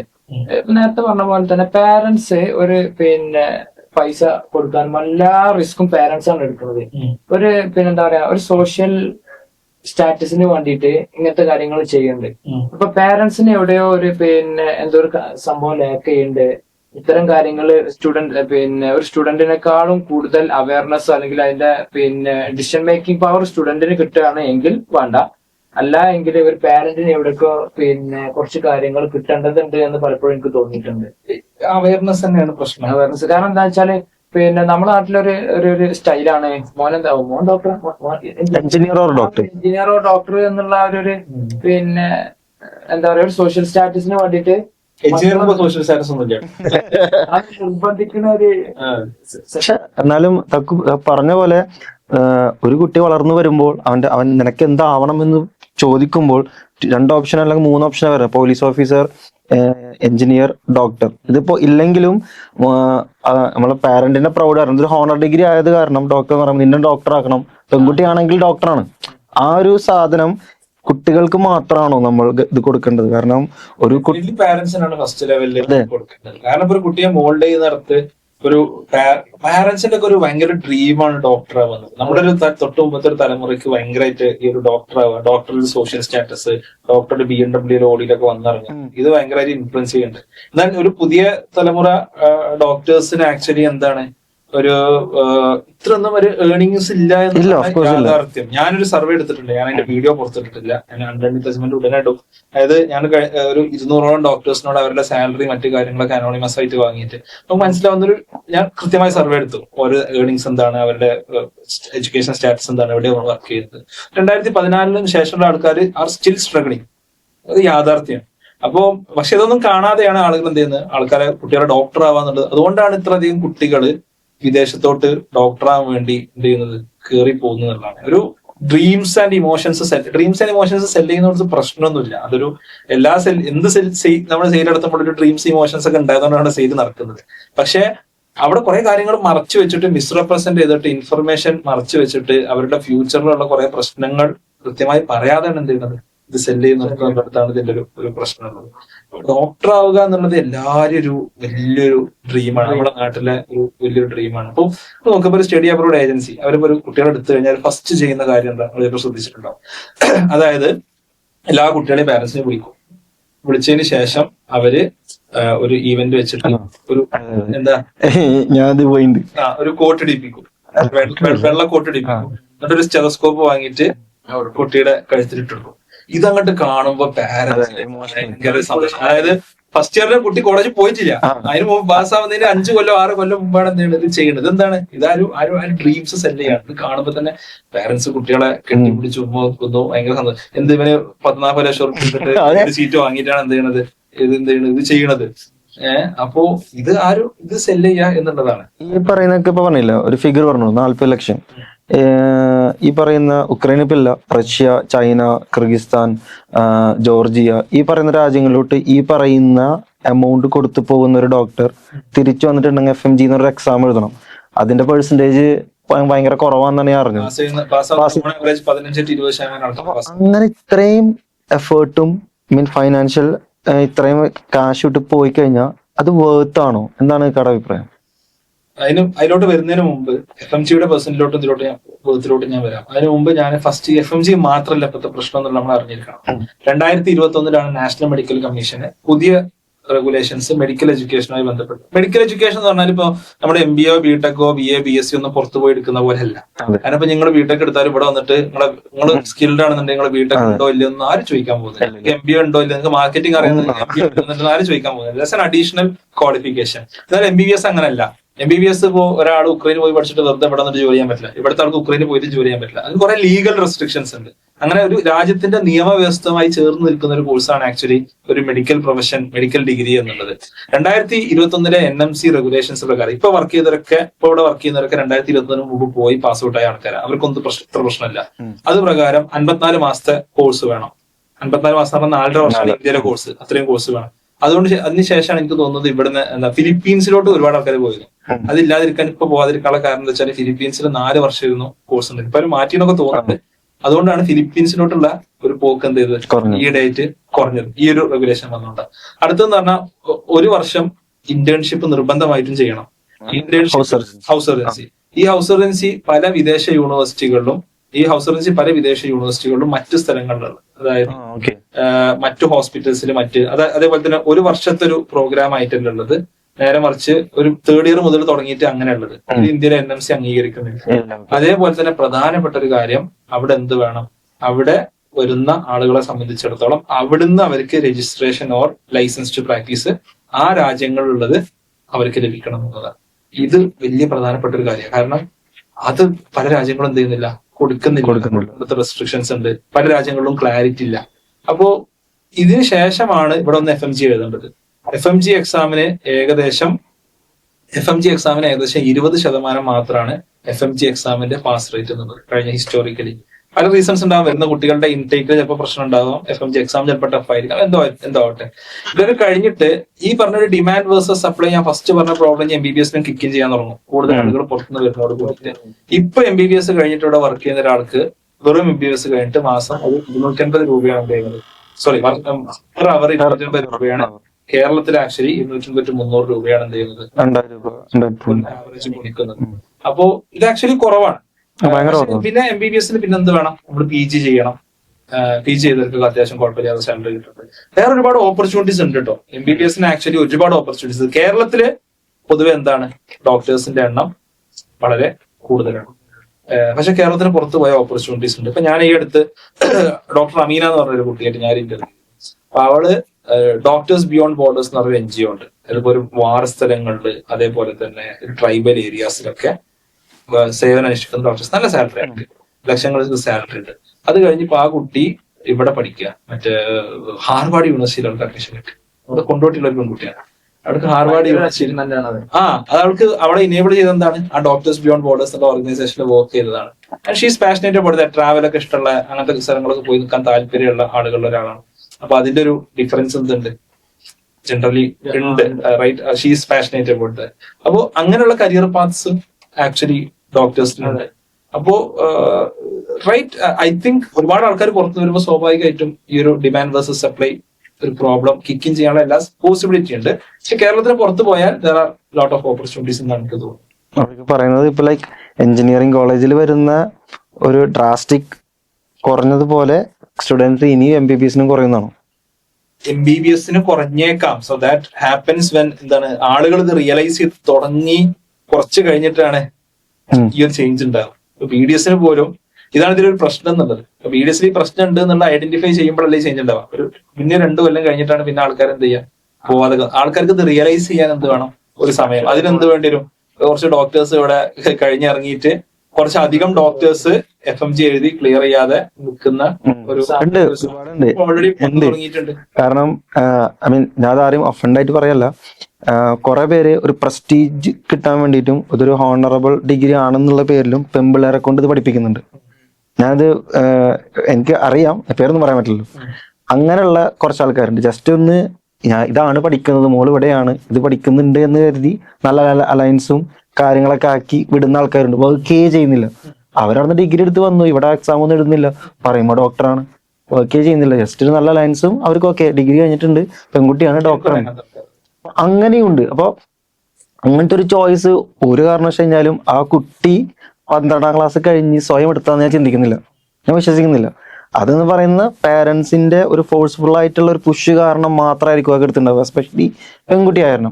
ആൺകുട്ടിയാണെങ്കിലും ചിലപ്പോൾ പറയേ എന്നെ കൊണ്ട് പറ്റുന്നില്ല, പഠിക്കണല്ലോ, അങ്ങനെ പറഞ്ഞ് ഒഴിഞ്ഞു മാറാം. ഇതും നേരത്തെ പറഞ്ഞ പോലെ നമ്മളൊരു കുട്ടി ജനിക്കുമ്പോൾ അവിടെ ഒരു പാരന്റ് കൂടിയാണ് ജനിക്കുന്നത്. അപ്പൊ അവർക്കും കൂടി കുറച്ചും കൂടി ഗൈഡൻസ് നമ്മൾ കൊടുത്തില്ലെങ്കിൽ അത് മോശമാവുന്നത്. സ്കൂളിൽ വിട്ട് ടീച്ചേഴ്സ് കുട്ടീനെ നന്നായി മോൾഡ് ചെയ്ത് കഴിഞ്ഞാലും പാരന്റിന്റെ ഒരു വലിയ ഇൻഫ്ലുവൻസ് ഉണ്ട്. അപ്പൊ നമ്മൾ പാരന്റ്സിനെ നമുക്ക് ഇവിടെ കറക്റ്റ് ആയിട്ടൊരു എന്താ പറയാ ഗൈഡൻസോ അല്ലെങ്കിൽ അവർക്കുള്ള ഒരു ക്ലാസ്സോ ഒന്നും ഇല്ല എന്നാണ് ഞാൻ വിശ്വസിക്കുന്നത്. ഒരുപാട് ഉണ്ട് എന്നാണ് എനിക്ക് തോന്നിയിട്ടുള്ള പ്രശ്നം. എന്താണോ ക്ലാസ്സസ് ഒക്കെ ഉണ്ട്, പക്ഷെ ഇൻഫർമേഷൻ ഓവർലോഡഡ് ആണ്. പല സ്ഥലത്തും ആരാണ് കരിയർ ഗൈഡൻസ് ക്ലാസ് എടുക്കുന്നത്? ഈ സ്റ്റഡി അബ്രോഡ് ഏജൻസി ആയിരിക്കും കരിയർ ഗൈഡൻസ് ക്ലാസ് ഉണ്ട്. അല്ല ഞാൻ അതല്ല പറഞ്ഞേക്കാം. ഇപ്പോ ഒരു കുട്ടി ജനിച്ചു, ആ കുട്ടീനെ എങ്ങനെ വളർത്തണം, എന്തൊക്കെ കാര്യങ്ങൾ ആ കുട്ടിക്ക് പറഞ്ഞു കൊടുക്കാൻ പാടില്ല, അങ്ങനത്തെ ഒരു സംഗതി നമ്മുടെ സൊസൈറ്റിയിൽ ഇല്ലാന്നാണ് ഞാൻ വിശ്വസിക്കുന്നത്. ആർക്കും അറിയില്ലല്ലോ. ഇപ്പൊ എനിക്കൊരു മോളുണ്ടായി, എനിക്കറിയില്ല എങ്ങനെ മോളെ വളർത്തണം എന്നുള്ളത്. ഞാൻ കണ്ടിട്ടുള്ളത് എന്റെ വാപ്പ അല്ലെങ്കിൽ എന്റെ കുഞ്ഞുപ്പ അവരൊക്കെ വളർത്തിയത്. ചിലപ്പോൾ അവർ വടിയെടുത്ത് അടിച്ചിട്ടായിരിക്കും, ചീത്ത പറഞ്ഞിട്ടുണ്ടാവും. അപ്പൊ അത് കണ്ടിട്ട് തന്നെയാണോ, അത് ശരിയാണോ എന്നുള്ളത് എനിക്കറിയില്ല. നമുക്കൊരിക്കലും കറക്റ്റ് അതാണോ കറക്റ്റ് ഇതാണോ കറക്റ്റ് നമുക്ക് അറിയില്ലല്ലോ. അപ്പൊ അത് ഏതാണ് കറക്റ്റ് എന്നുള്ളതിനെ ഒരു ക്ലാസ്സോ അല്ലെങ്കിൽ അതിന് പറയുന്ന ഒരു രീതി നമുക്കില്ല. അതിനെ കുറിച്ച് അഭിപ്രായം എന്താ? പാരന്റിങ് എന്നുള്ളത് ശരിക്കും കുട്ടികളുടെ സൈക്കോളജി അറിഞ്ഞ് പഠിച്ച് ചെയ്യേണ്ട ഒരു കാര്യം തന്നെയാണ്. നമ്മളാരും പെർഫെക്റ്റ് പാരന്റ്സ് ഒന്നല്ല, പക്ഷെ നമ്മൾ കുറെ കാര്യങ്ങൾ നമ്മൾ പഠിക്കാൻ ശ്രമിക്കണം. കാരണം നമ്മൾ പല കാര്യങ്ങളും നമ്മൾ എന്താ പറയാ, ഇപ്പൊ ഒരു എഞ്ചിനീയർ ആവണമെന്നുണ്ടെങ്കിൽ നമ്മൾ നാലെല്ലാം പഠിക്കുന്നുണ്ട്. അതേപോലെ തന്നെ എന്താ പറയാ, ഒരു ഡോക്ടർ ആവണമെന്നുണ്ടെങ്കിൽ നമ്മൾ 4-5 പഠിക്കുന്നുണ്ട്. ഹിസ്റ്ററിയോ ഇംഗ്ലീഷൊക്കെ നമ്മൾ പഠിക്കുന്നുണ്ട്. അതിനേക്കാളും കോംപ്ലക്സ് ആണ് ഒരു ജീവനുള്ള ഒരു കുട്ടിയെ വളർത്തി കൊണ്ടുവന്ന് വലിയൊരാളാക്കുക എന്നുള്ളത്. അത് ആക്കുന്ന ഒരു കാര്യം നമ്മൾ എന്ത് ചെയ്യുന്നില്ല, നമ്മൾ എവിടെയും പഠിക്കുന്നില്ല. ഇപ്പോഴത്തെ പാരന്റ്സിന്റെ ഒക്കെ ഒരു മേജർ പ്രശ്നമായിട്ട് എനിക്ക് തോന്നിയിട്ടില്ല. എല്ലാവരും പറഞ്ഞ് കുട്ടി അങ്ങനെ വളർന്നോളും, ഞാൻ അവന്റെ കാര്യങ്ങളിലൊന്നും ഇടപെടാറില്ല, അല്ലെങ്കിൽ ഞാൻ അവന്റെ കാര്യങ്ങളൊന്നും ശ്രദ്ധിക്കാറില്ല, അവനെ എങ്ങനെ അവന്റെ ഇഷ്ടത്തിന് ചെയ്തോട്ടെ. ഇത് ഭയങ്കര കൂൾ ആയിട്ടുള്ള ഒരു കൂൾ സംഭവമായിട്ടാണ് ഇത്. ശരിക്കും പണിയെടുക്കാൻ വയ്യാത്ത പാരന്റ്സ് അത് പറയണം. ഭൂരിഭാഗം ആൾക്കാർ എന്ത് കുട്ടിയുടെ കാര്യത്തിൽ ടൈം ഇൻവെസ്റ്റ് ചെയ്യാൻ പറ്റാത്ത ആളുകൾ പറയുന്നൊരു മുടന്തൻ ന്യായമാണത്. ശരിക്കും നമ്മൾ ഓരോ കുട്ടികളെയും ഓരോ സ്റ്റെപ്പുകളും ശ്രദ്ധിച്ച് അവർക്ക് വേണ്ട കാര്യങ്ങൾ ചെയ്തു കൊടുത്തിട്ട് വേണം എന്ത് ചെയ്യാൻ, നമ്മൾ ആക്ച്വലി മുന്നോട്ട് പോകാൻ എന്നുള്ളതാണ് അതിന്റെ യാഥാർത്ഥ്യം. കാരണം പാരന്റിങ്ങിന് ഞാൻ മനസ്സിലാക്കിയ ഏറ്റവും പ്രധാനപ്പെട്ട ഒരു വസ്തുത, ടാങ്കിലുള്ളത് ടാപ്പിൽ വരുള്ളൂ എന്നുള്ളത്. അപ്പോ പാരന്റ്സ് എന്താണോ അതായിരിക്കും കുട്ടികളായിട്ട് ഫസ്റ്റ് ലെവലില് മാറുക. ഇന്നവേ എന്ത് ചെയ്യുന്നുണ്ട്, ഇൻഫ്ലുവൻസ് ചെയ്യപ്പെടുന്നുണ്ട്. ആ ഇൻഫ്ലുവൻസ് റൈറ്റ് ആണോ റോങ് ആണോ എന്നുള്ളത് പലപ്പോഴും നമ്മൾ ആലോചിക്കാറില്ല. ഇപ്പൊ നമ്മള് ഇപ്പോ റീസെന്റ് നടന്ന നമ്മളെ ഷഹബാസ് എന്ന് പറയുന്ന ആ ഒരു കുട്ടി മരണപ്പെട്ട കൊല്ലപ്പെട്ട ഇൻസിഡന്റ് നമ്മൾ എടുത്ത് നോക്കാം. നമ്മൾ ആ കുട്ടികളെ മാത്രം കുറ്റക്കാരായി വെച്ചിട്ട് കാര്യമുണ്ടോ എന്നുള്ളത് നമ്മൾ എപ്പോഴും ആലോചിക്കേണ്ട ഒരു വിഷയമാണ്. എവിടുന്നാണ് കുട്ടികൾക്ക് ഈ അക്രമവാസന കിട്ടുന്നത്? എന്ത് പ്രശ്നം ഉണ്ടെങ്കിലും തല്ലി തീർക്കാം എന്നുള്ള ഒരു മൈൻഡ് സെറ്റിലാണ് പലപ്പോഴും എന്തുള്ളത് നമ്മളെ ആൾക്കാരെന്നെ ഉള്ളത്. അവരത് പ്രായോഗികമായിട്ട് എന്ത് ചെയ്യുന്നു, അത് പഠിച്ച് കാണിച്ചു തരുന്നു എന്നുള്ളതാണ് അവര് ചെയ്യുന്നത്. ഇത് ചുറ്റുമുള്ള സൊസൈറ്റിയിൽ നിന്നും പാരന്റ്സിൽ നിന്നൊക്കെ തന്നെയാണ് കുട്ടികൾക്ക് ഈ കാര്യങ്ങളൊക്കെ കിട്ടുന്നത്. സോഷ്യൽ മീഡിയ നല്ല രീതിയിൽ ഇൻഫ്ലുവൻസ് ചെയ്യുന്നുണ്ട് എന്നുള്ളത് നമുക്ക് വേണ്ടി. സോഷ്യൽ മീഡിയ ഇൻഫ്ലുവൻസ് ചെയ്യുന്നുണ്ട്, ഫിലിംസ് ഇൻഫ്ലുവൻസ് ചെയ്യുന്നുണ്ട്, നമ്മുടെ സൊസൈറ്റിയിൽ മൊത്തത്തിലുള്ള സിസ്റ്റം. ഞാൻ നേരത്തെ പറഞ്ഞ കാര്യം ഞാൻ പറഞ്ഞില്ലേ, ഇപ്പൊ കുട്ടികൾക്ക് പരീക്ഷകൾ എളുപ്പമാവുന്നതും കുട്ടികൾ മാത്സ് പഠിക്കാത്തതും അല്ലെങ്കിൽ കുട്ടികൾക്ക് അക്കാഡമിക് എബിലിറ്റി ഇല്ലാത്തതും ഒക്കെ എന്ത് ചെയ്യുന്നുണ്ട്, അല്ലെങ്കിൽ നമ്മുടെ പരീക്ഷ എളുപ്പമാവുന്നൊക്കെ ഇത്തരം കാര്യങ്ങൾ വരെ സ്വാധീനിക്കുന്നുണ്ട്. ഇപ്പൊ ഞാൻ ഈ പറഞ്ഞ ഷഹബാസിന്റെ ഇൻസിഡന്റ് എടുക്കാം. ഷഹബാസ് 10ാം ക്ലാസ്സിൽ പരീക്ഷ എഴുതാൻ പോകുന്ന മകനായിരുന്നു അല്ലെ. ഷഹബാസിന്റെ കൂടെ അവന്റെ ഒരു കൊലപാതകത്തിൽ പങ്കാളിയായ ആൾക്കാർ 10ാം ക്ലാസ്സിൽ ഇപ്പൊ പരീക്ഷ എഴുതുന്ന അതുമായി ബന്ധപ്പെട്ട വിവാദമല്ല. 10ാം ക്ലാസ്സിൽ ഇപ്പൊ SSLC പരീക്ഷ നടന്നുകൊണ്ടിരിക്കുക. അത് മാർച്ച് നമ്മൾ റെക്കോർഡ് ചെയ്യുന്ന മാർച്ച് ഫസ്റ്റ് വീക്കിലാണ്. ഇതിന് ഒരാഴ്ച മുമ്പാണ് ഈ ഒരു ഇൻസിഡന്റ്. വെറുതെ നമ്മളൊന്ന് ആലോചിച്ച് നോക്കാം. സാധാരണ നിലക്ക് ഫെബ്രുവരിയിലോ മാർച്ചിലും 10ാം ക്ലാസ്സിൽ ഒന്നും പഠിക്കാത്തൊരു കുട്ടിയാണെങ്കിൽ പോലും, അവന്റെ പഠനത്തിൽ ഒന്നും കെയർ ചെയ്യാത്തൊരു കുട്ടിയാണെങ്കിൽ SSLC പരീക്ഷയുടെ സമയത്ത് അവൻ എവിടെയിരിക്കും? നമ്മളൊരു 10 കൊല്ലം 5 കൊല്ലം വായിക്കലും എന്തെങ്കിലൊക്കെ പഠിക്കാത്ത ആളാണ് നമ്മളൊരു ജനറേഷനിലെ ആൾക്കാരെ നമ്മൾ വെറുതെ കമ്പയർ ചെയ്ത് നോക്കുക. ഇത് ഞാൻ ഇപ്പോഴത്തെ ജനറേഷന്റെ പ്രശ്നമെന്നല്ല പറഞ്ഞത്. ഇപ്പോഴത്തെ ജനറേഷൻ എങ്ങനെ ആക്കണതാരാ? അവരെ സംബന്ധിച്ചിടത്തോളം പരീക്ഷയുടെ തലേ ദിവസം ഏതെങ്കിലും ഒരു യൂട്യൂബ് ചാനലിൽ പോയിരുന്നാൽ മാത്രം A+ കിട്ടും എന്നുള്ളൊരു വിശ്വാസമാണ് എന്ത് ചെയ്യണത്, അവനെ ഇങ്ങനെ ആക്കി മാറ്റണം. അവരെ സംബന്ധിച്ചിടത്തോളം എന്തല്ല 10ാം ക്ലാസ് എന്നുള്ളൊരു വിഷയമേ അല്ല. പാസ്സാവുന്നുള്ളത്, നല്ല മാർക്ക് കിട്ടുന്നുള്ളതൊക്കെ പാസ്സാവുന്നില്ല, നല്ല മാർക്കോട് കൂടി പാസ്സാവുന്നുള്ളത് കുട്ടികൾക്ക് ഉറപ്പാണ്. പിന്നെന്താണ് 2 ആഴ്ച മുമ്പ് തല്ലാൻ പോയാൽ മൈൻഡ് സെറ്റ് നോക്ക്, എക്സാം ആണ് എന്നുള്ളൊരു ഇതില്ല. കാരണം അത് കുട്ടികളെ കുറ്റം പറഞ്ഞിട്ട് കാര്യമില്ല. ഞാൻ പറഞ്ഞത് കുട്ടികൾക്ക് ഓട്ടോമാറ്റിക്കലി എന്താണുള്ളത്, ആ ഒരു മൈൻഡ് സെറ്റിലാണ് കുട്ടികൾ ഉള്ളത്. പരീക്ഷയുടെ തലേ ദിവസം 2 ദിവസം മുമ്പ് നോക്കിയാൽ കിട്ടാവുന്ന അത്രേ ഉള്ളൂ പരീക്ഷ എന്നുള്ളത്. അതായത് കുട്ടികളെ മീനിങ് ഫുള്ളി എൻഗേജ് ചെയ്യാൻ ഒന്നും നമുക്കില്ല എന്നുള്ളതാണ് ഇവിടുത്തെ പ്രശ്നം. എന്താണ് നമുക്ക് മീനിങ് ഫുള്ളി എൻഗേജ് ചെയ്യാനുള്ളത്? അക്കാഡമിക്കലി പറഞ്ഞ പോലെ എൻഗേജ് ചെയ്യാൻ നമ്മൾ ബാർ ഇങ്ങനെ താഴ്ത്തി വെക്കുമ്പോൾ അതാണ് പ്രശ്നം. അക്കാഡമിക്കലി കാരണം ഒരു 16-17 വയസ്സുള്ള ഒരു കുട്ടി എന്ന് പറഞ്ഞാൽ അവന്റെ ആ ഒരു ബ്രെയിന് ഏറ്റവും എന്താ പറയാ ഏറ്റവും വൈബ്രന്റ്, ബോഡി എല്ലാ നിലക്കും എന്താ പറയാ ആ ഒരു എനർജി റിലീസ് ചെയ്യാൻ വേണ്ടി റെഡിയായി നിൽക്കുന്ന ഒരു സമയമാണ്. ഇവരെന്തെങ്കിലും ചെയ്യാൻ വേണം, മീനിങ് ഫുൾ ആയിട്ട് എന്തെങ്കിലും ചെയ്യാൻ വേണം. ആ മീനിങ് ഫുൾ ആയിട്ട് ചെയ്യാൻ എന്താ ഉള്ളത്? പഠിക്കാണ്ട് ചോദിച്ചാൽ പഠിക്കാനില്ല. എന്തെങ്കിലും സ്പോർട്സിൽ ഇൻവോൾവ് ആയിട്ടുള്ള കുട്ടി ചിലപ്പോൾ ഇങ്ങനത്തെ ഉണ്ടാവാനുള്ള സാധ്യതയില്ല. കാരണം അവന്റെ ട്രെയിനിങ് അവന്റെ കാര്യങ്ങൾക്ക് വേണ്ടി അവൻ സമയം ഇൻവെസ്റ്റ് ചെയ്യേണ്ടി വരും അല്ലെ. അവന് രാവിലെ എണീറ്റ് ജിമ്മിൽ പോകേണ്ടി വരും, അവന് കളിക്കാൻ പോകേണ്ടി വരും. ഇതൊക്കെ വളരെ മീനിങ് ഫുൾ ആയിട്ടുള്ള കാര്യങ്ങളാണ്. ഇതൊന്നും എന്തില്ല, ഇങ്ങനത്തെ ഒരു കാര്യങ്ങളും ചെയ്യാനില്ല. കുട്ടികള് ഒരു ഹയർ ലെവൽ ഓഫ് ലൈഫിനോട് എന്തല്ല എക്സ്പോസ്ഡ് അല്ല. എന്താ കാര്യങ്ങൾ എന്താണ് ചുറ്റും നടക്കുന്നത് അറിയില്ല. അവർക്ക് അവരുടെ നെയ്ബർഹുഡിലുള്ള കാര്യങ്ങൾ മാത്രമേ എന്ത് ചെയ്യുള്ളൂ, അറിയുള്ളൂ. അപ്പോ ഇത് ഒരു പുതിയ ജനറേഷൻ്റെതായിട്ടുള്ള ഇപ്പൊ സോഷ്യൽ മീഡിയ അടക്കമുള്ള പറഞ്ഞ പ്രശ്നങ്ങൾ ഇതിലുണ്ടാവും. ഞാനിപ്പോ അടുത്തൊരു സ്കൂളിൽ പോയപ്പോ 10ാം ക്ലാസ്സിലെ കുട്ടികൾ ക്ലാസ് എടുക്കാൻ ഒരു ഗവൺമെന്റ് സ്കൂളിൽ അവിടുത്തെ ഹെഡ് മിസ്ട്രസിനോട് പറഞ്ഞു, സാറേ എന്നും 9ാം ക്ലാസ്സിലും 10ാം ക്ലാസ്സിലും കുട്ടികൾ തമ്മിൽ അടിയാണ്, അപ്പൊ എന്താ പ്രശ്നം എന്ന് വെച്ചാൽ അവർ ഇൻസ്റ്റാഗ്രാമിൽ അങ്ങോട്ടും ഇങ്ങോട്ടും എന്തൊക്കെയോ പോസ്റ്റ് ഇട്ടിട്ടുള്ള പ്രശ്നം. എനിക്കത് എന്താ സംഭവം മനസ്സിലായില്ല. മീമുകളായിരിക്കും 10ാം ക്ലാസ്സിൽ അങ്ങോട്ട് പരിഹരിച്ചിട്ട് 9ാം ക്ലാസ്സിൽ അങ്ങോട്ട് പരിഹരിച്ചിട്ടുള്ള മീമുകൾ. റീസെന്റ് എന്റെ കോളേജ് ഒരു പേജ് തുടങ്ങിയിട്ട്, ഞാൻ പഠിച്ചിറങ്ങിയ കോളേജ്, അതിൽ ഈ മീം അതാണ് ഞാൻ സ്ട്രൈക്ക് ചെയ്യാൻ കാരണം. അതായിരിക്കാം അങ്ങനത്തെ കാരണങ്ങളായിരിക്കാം. ഞാൻ പറഞ്ഞത് വെച്ചാല് അപ്പോഴും എന്താ പോയി അടിക്കാന്നുള്ളൊരു മെന്റാലിറ്റിയിലാണ് കുട്ടികളുള്ളത്. കാരണം അവർക്ക് വേറെ ഒന്നും ചെയ്യാനില്ല. എന്തെങ്കിലുമൊക്കെ സ്കൂൾ വിട്ട് എന്തെങ്കിലുമൊക്കെ എൻഗേജ്മെന്റ് ഒക്കെ വേണ്ടേ. അങ്ങനെയൊക്കെയുള്ള ഓരോ കാര്യം ചൂസ് ചെയ്യാൻ ഞാൻ സോഷ്യൽ മീഡിയന്റെ കാര്യങ്ങളിലാണ്, ഇപ്പൊ മൂവിന്റെ കാര്യങ്ങളിലൊക്കെയാണ് ഞാൻ ചിന്തിച്ച കാര്യം എന്താ വെച്ചാല്, ഇപ്പൊ നമ്മളൊരു ക്ലാസ്സിൽ പറയേണ്ട ഒരു കാര്യം ഉണ്ടാവും. അത് നമ്മൾ ആ ക്ലാസ്സിൽ സ്പെസിഫിക് ആയിട്ട് നമുക്ക് പറയാൻ കഴിയും. പിന്നെ അതുപോലെ തന്നെ നമ്മുടെ കുടുംബത്തിൽ നമുക്ക് ഇപ്പം മക്കൾ കേൾക്കാൻ പറ്റുന്ന കാര്യങ്ങളൊന്നും സംസാരിക്കും. അപ്പം മക്കളെ മാറ്റി നിർത്തി സംസാരിക്കും. അപ്പൊ അതേപോലെ സോഷ്യൽ മീഡിയയിലോ മൂവികളിലൊക്കെ നോക്കുകയാണെങ്കിൽ ഒരു ജനറൽ ഓഡിയൻസ് ആണ്. ജനറൽ ഓഡിയൻസിന് അക്സെപ്റ്റ് ചെയ്യാൻ പറ്റുന്ന രീതിയിൽ വേണം കണ്ടന്റ് വരാൻ, അല്ലെങ്കിൽ അതിന് അത്രയും പിന്നെ റെസ്ട്രിക്റ്റീവ് സ്വഭാവം വേണം. ഇപ്പൊ ഇന്നലെ ഞാനൊരു പോസ്റ്റ് കണ്ടു. പോസ്റ്റിൽ ഇതേപോലെ ഒരു സ്ത്രീ ആ സ്ത്രീന്റെ ഭർത്താവിനോടുള്ള സ്നേഹം പ്രകടിപ്പിക്കുകയാണ്. അപ്പൊ അവരെ റിലേഷനിലുള്ള എന്തൊക്കെ പ്രശ്നങ്ങളുണ്ട്. അപ്പൊ ആ പോസ്റ്റിന്റെ താഴെ വന്ന കമന്റുകൾ ഓരോ ആളുകളുടെ മെന്റാലിറ്റിയാണ് ഞാൻ പറയുന്നത്. എന്ന് വെച്ചാൽ ഒരാൾ പറയാം അങ്ങനെയാണെങ്കിൽ ഞാൻ അവനോട് കൊല്ലുവതിന്, അങ്ങനെയൊക്കെ ഉള്ള ഒരാൾ. ചില ആളുകൾ പറയാ ഇതൊന്നും സ്നേഹമല്ല, നമ്മൾ പീഡനങ്ങൾ അനുഭവിക്കണം, ഇത് മാറി നിൽക്കണം. അപ്പൊ പിന്നെ കുറെ ഫേക്ക് അക്കൗണ്ട് എന്താ അപ്പൊ അങ്ങനെയൊക്കെയുള്ള ആളുകൾ. അപ്പൊ സ്വാഭാവികമായിട്ട് ഇപ്പൊ നമ്മളൊരു സിറ്റുവേഷൻ ചിന്തിക്കുകയാണെങ്കിൽ ഇപ്പൊ 2ാം ക്ലാസ്സിലുള്ള കുട്ടി മലയാളം വായിക്കാൻ ബേസിക് ആയിട്ട് അറിയുണ്ടാവും. അപ്പൊ അതിന്റെ താഴെ കുട്ടികളെ ഇൻസ്റ്റാഗ്രാം ഇതൊക്കെ ഉപയോഗിക്കുന്നുണ്ട്. അപ്പൊ ഇങ്ങനെ ഒരു പോസ്റ്റ് കാണുമ്പോ ഈ 6 വയസ്സുള്ള 2ാം ക്ലാസ്സുകാരൻ അല്ലെ 2ാം ക്ലാസ്സുകാരി മുതൽ 60 വയസ്സ് എത്ര വയസ്സ് വരെയുള്ള ആളാണ് ഉപയോഗിക്കുന്നത്, അവർ വരെ ഈ ഒരു കണ്ടന്റ് സെയിം കണ്ടന്റ് കൺസ്യൂം ചെയ്യുന്നുണ്ട്. അപ്പൊ ചിലപ്പോ അത് ഇപ്പൊ ഒരു 6ാം ക്ലാസ്സുകാരനെ അറിയുണ്ടാവില്ല ഇത് എന്റെ ഫേക്ക് അക്കൗണ്ട് ആണ്, ഇത് നമ്മള് ഇത് എങ്ങനെ എടുക്കണം എന്നുള്ള അതിനുള്ളൊരു ട്രെയിനിങ്ങും ചിലപ്പോ ആ ഒരു കുട്ടിക്ക് കിട്ടിയിട്ടുണ്ടാവില്ല. ഞാനിപ്പോ ഈ അടുത്തൊരു വീഡിയോ എന്റെ ഒരു ഫ്രണ്ട് കാണിച്ചു അവൻ അവന്റെ അയൽവാസിനോട് സംസാരിക്കുന്നതാണ്. സോഷ്യൽ മീഡിയയിൽ നിന്നിട്ടില്ല, ഞാൻ പ്രൈവറ്റ് ആയിട്ട് ഞങ്ങളൊരു ഗ്രൂപ്പിൽ ഇട്ടതാണ്. അതായത് കുട്ടി പറയാണ് 6 വയസ്സുള്ള കുട്ടിയാണ്, മാർക്കോ പടം കണ്ടിരിക്കണം. എന്താ പടം? അതാ എന്താ ഫുൾ വെടി അടിയത്, അങ്ങനത്തെ പടം വേറെ ഒന്നും ഉണ്ടായിട്ടില്ല. 6 വയസ്സുള്ള ഒരു കുട്ടി പറയാണ്. എന്നിട്ട് നമ്മള് കുട്ടികളെ സിനിമ ഇൻഫ്ലുവൻസ് ചെയ്യില്ല എന്നൊക്കെ പറഞ്ഞ എന്താ അവസ്ഥ? അപ്പോ ഇതെന്ത് ചെയ്യുന്നുണ്ട്? ഇത് കുട്ടികളെ എല്ലാ നിലക്കും ഇത്തരം കാര്യങ്ങൾ എന്ത് ചെയ്യുന്നുണ്ട്? ഇൻഫ്ലുവൻസ് ചെയ്യുന്നുണ്ട്. പക്ഷെ അവിടെയൊക്കെ പാരന്റിങ്ങിന്റെ പ്രശ്നമാണ്. കാരണം 18+ എന്ന് പറഞ്ഞിട്ടാണ് ആ പടം ഇറങ്ങുന്നത്. എങ്ങനെ ഈ 6ാം ക്ലാസ് പറയുന്ന കുട്ടി ആ പടം കണ്ടു? പറഞ്ഞത് ടാങ്കിലുള്ളത് ടാങ്കിലുള്ളത്. ഈ പടത്തിന്റെ കാര്യം വേണ്ട, ഈ സോഷ്യൽ മീഡിയയിലുള്ള എല്ലാ കണ്ടന്റുകളും റീൽസ് ആവട്ടെ, നേരത്തെ തക്കു പറഞ്ഞതുപോലെ കുട്ടികൾക്ക് കൺസ്യൂമബിൾ ആയിട്ടുള്ള ഒരു കണ്ടന്റ് ആണോ എന്നുള്ളത് നമ്മൾ ആലോചിക്കേണ്ടതുണ്ട്. കുട്ടികളെ മീനിങ് ഫുള്ളി എൻഗേജ് ചെയ്യാൻ വേറെ ഇപ്പൊ ഓൺലൈനിലാണെന്നുണ്ടെങ്കിൽ ഈ റീൽസ് ഇതൊക്കെ പകരം ഖാൻ അക്കാഡമി കിഡ്സ് പോലെ കംപ്ലീറ്റ്ലി ഫ്രീ ആയിട്ടുള്ള ആപ്ലിക്കേഷൻസ് ഉണ്ട്, ഫുള്ളി അവർ എൻഗേജ് ചെയ്യാൻ പറ്റിയ. യൂട്യൂബിന്റെ കിഡ്സ് പ്ലാറ്റ്ഫോം ഉണ്ട്, ഇതൊക്കെ ഉണ്ട്. അപ്പോ ഇവിടെ നമ്മള് പാരന്റ്സ് ശ്രദ്ധിക്കുന്നില്ല എന്നുള്ളതാണ് ഇവിടുത്തെ ഒരു മേജർ പ്രശ്നങ്ങളിലൊന്ന്. ഞാൻ ക്ലാസ് എടുക്കാൻ പോകുമ്പോൾ പല പാരന്റ്സും വന്ന് പറയുന്നത് കുട്ടികളുടെ ഫോൺ കാര്യങ്ങളിൽ എന്ത് ചെയ്യണം ഒരു ഗൈഡൻസ് കൊടുക്കണം. ഞാൻ കുട്ടികളോട് ചോദിക്കും, നിങ്ങളുടെ ഫോൺ ഉപയോഗത്തെ കുറിച്ച് എത്ര പാരന്റ്സിന് പരാതി ഉണ്ട്? ഒരു 80% ആൾക്കാരും കൈവക്കും, പരാതി ഉണ്ടെന്നുള്ള ഒരു അക്നോളജ് ചെയ്യും.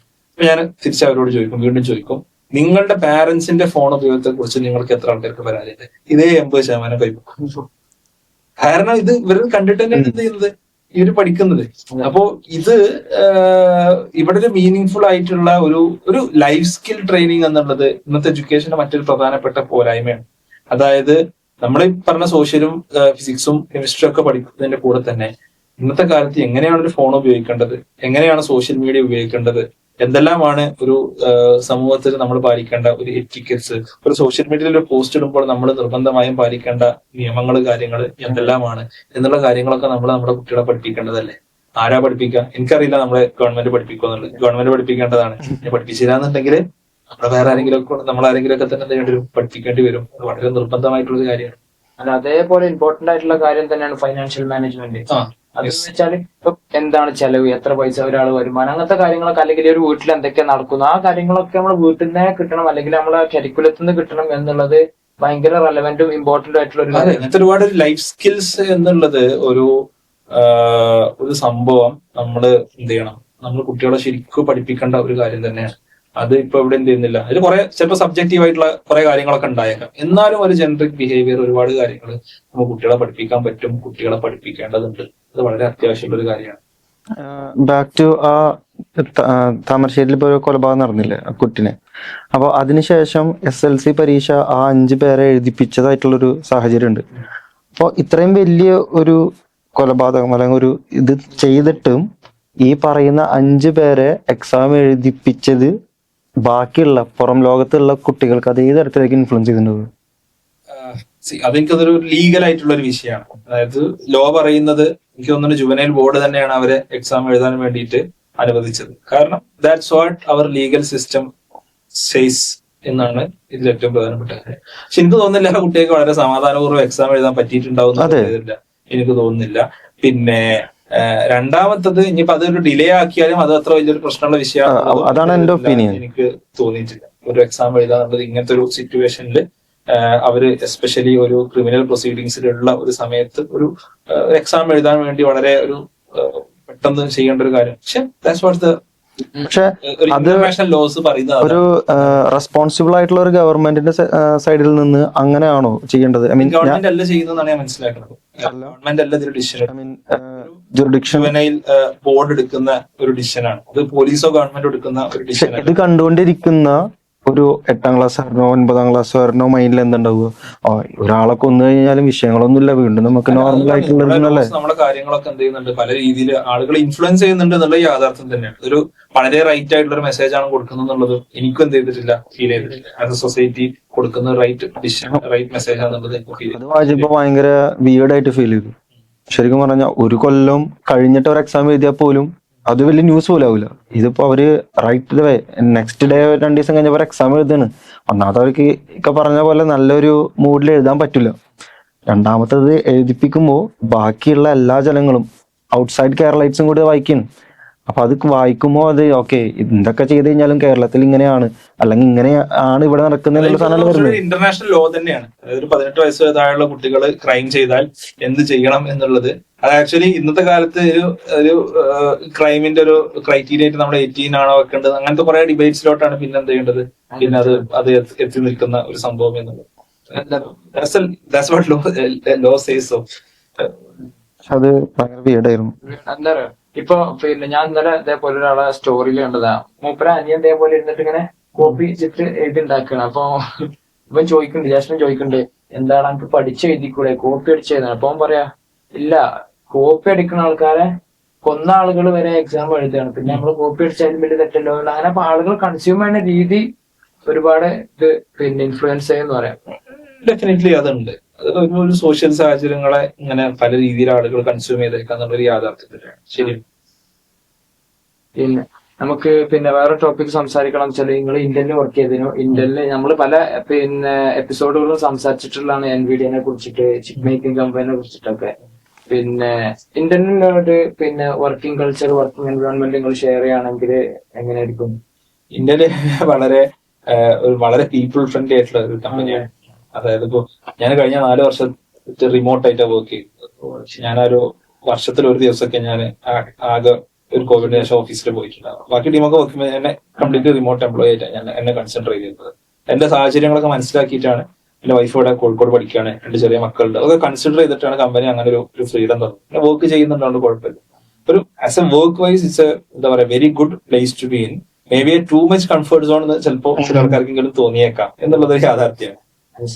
പിന്നെ ഇപ്പൊ നമ്മള് മാർക്കറ്റ് ക്യാപ്പിന്റെ കാര്യങ്ങളൊക്കെ സംസാരിക്കുകയാണെങ്കിൽ, ഇന്റലും എൻവിഡിയ ഒക്കെ ഒരു കോമ്പറ്റീറ്റർ ആണോ വെച്ചാൽ കോമ്പറ്റീറ്റർ ആണ്. ചിപ്പ് മേക്കിംഗ് തന്നെയാണ്.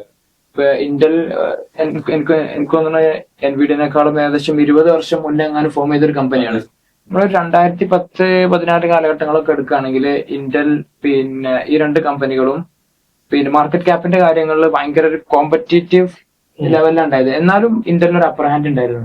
പക്ഷെ ഒരു പിന്നെ 2020 ആ കാലഘട്ടങ്ങളിലൊക്കെ ആയപ്പോ എൻവിഡിയന്റെ സ്റ്റോക്ക് ഒരു റോക്കറ്റ് പോലെ മേലോട്ട് പോവാ ചെയ്തത്. ട്രില്യൺ എക്കോണമി ഒക്കെ അടിക്കുന്ന ഒരു പിന്നെ സമയം ഉണ്ടായി.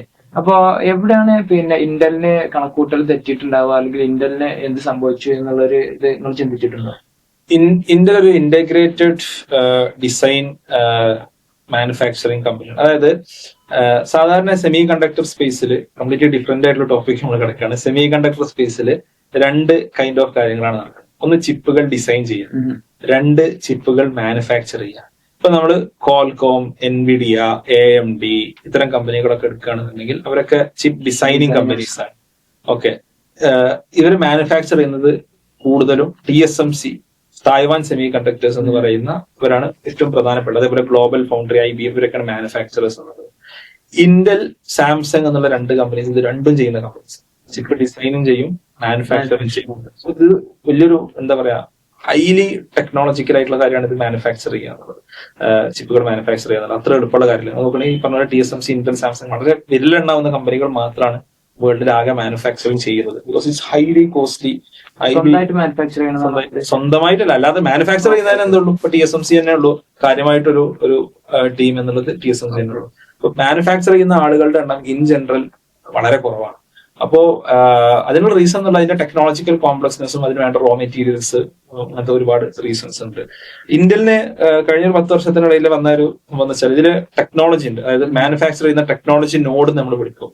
അതായത് നമ്മൾ നോട്ട് ചെയ്തൊരു സംഭവം ഉണ്ടല്ലോ, ഈ കമ്പ്യൂട്ടറും ലാപ്ടോപ്പും ഒക്കെ ഇങ്ങനെ ചെറുതായി, അല്ലെങ്കിൽ ഫോണൊക്കെ ഇങ്ങനെ ചെറുതായി വരുന്നതനുസരിച്ച് ഇതിന്റെ പെർഫോമൻസ് കൂടുകയാണോ കുറയാണോ ചെയ്യുന്നത്?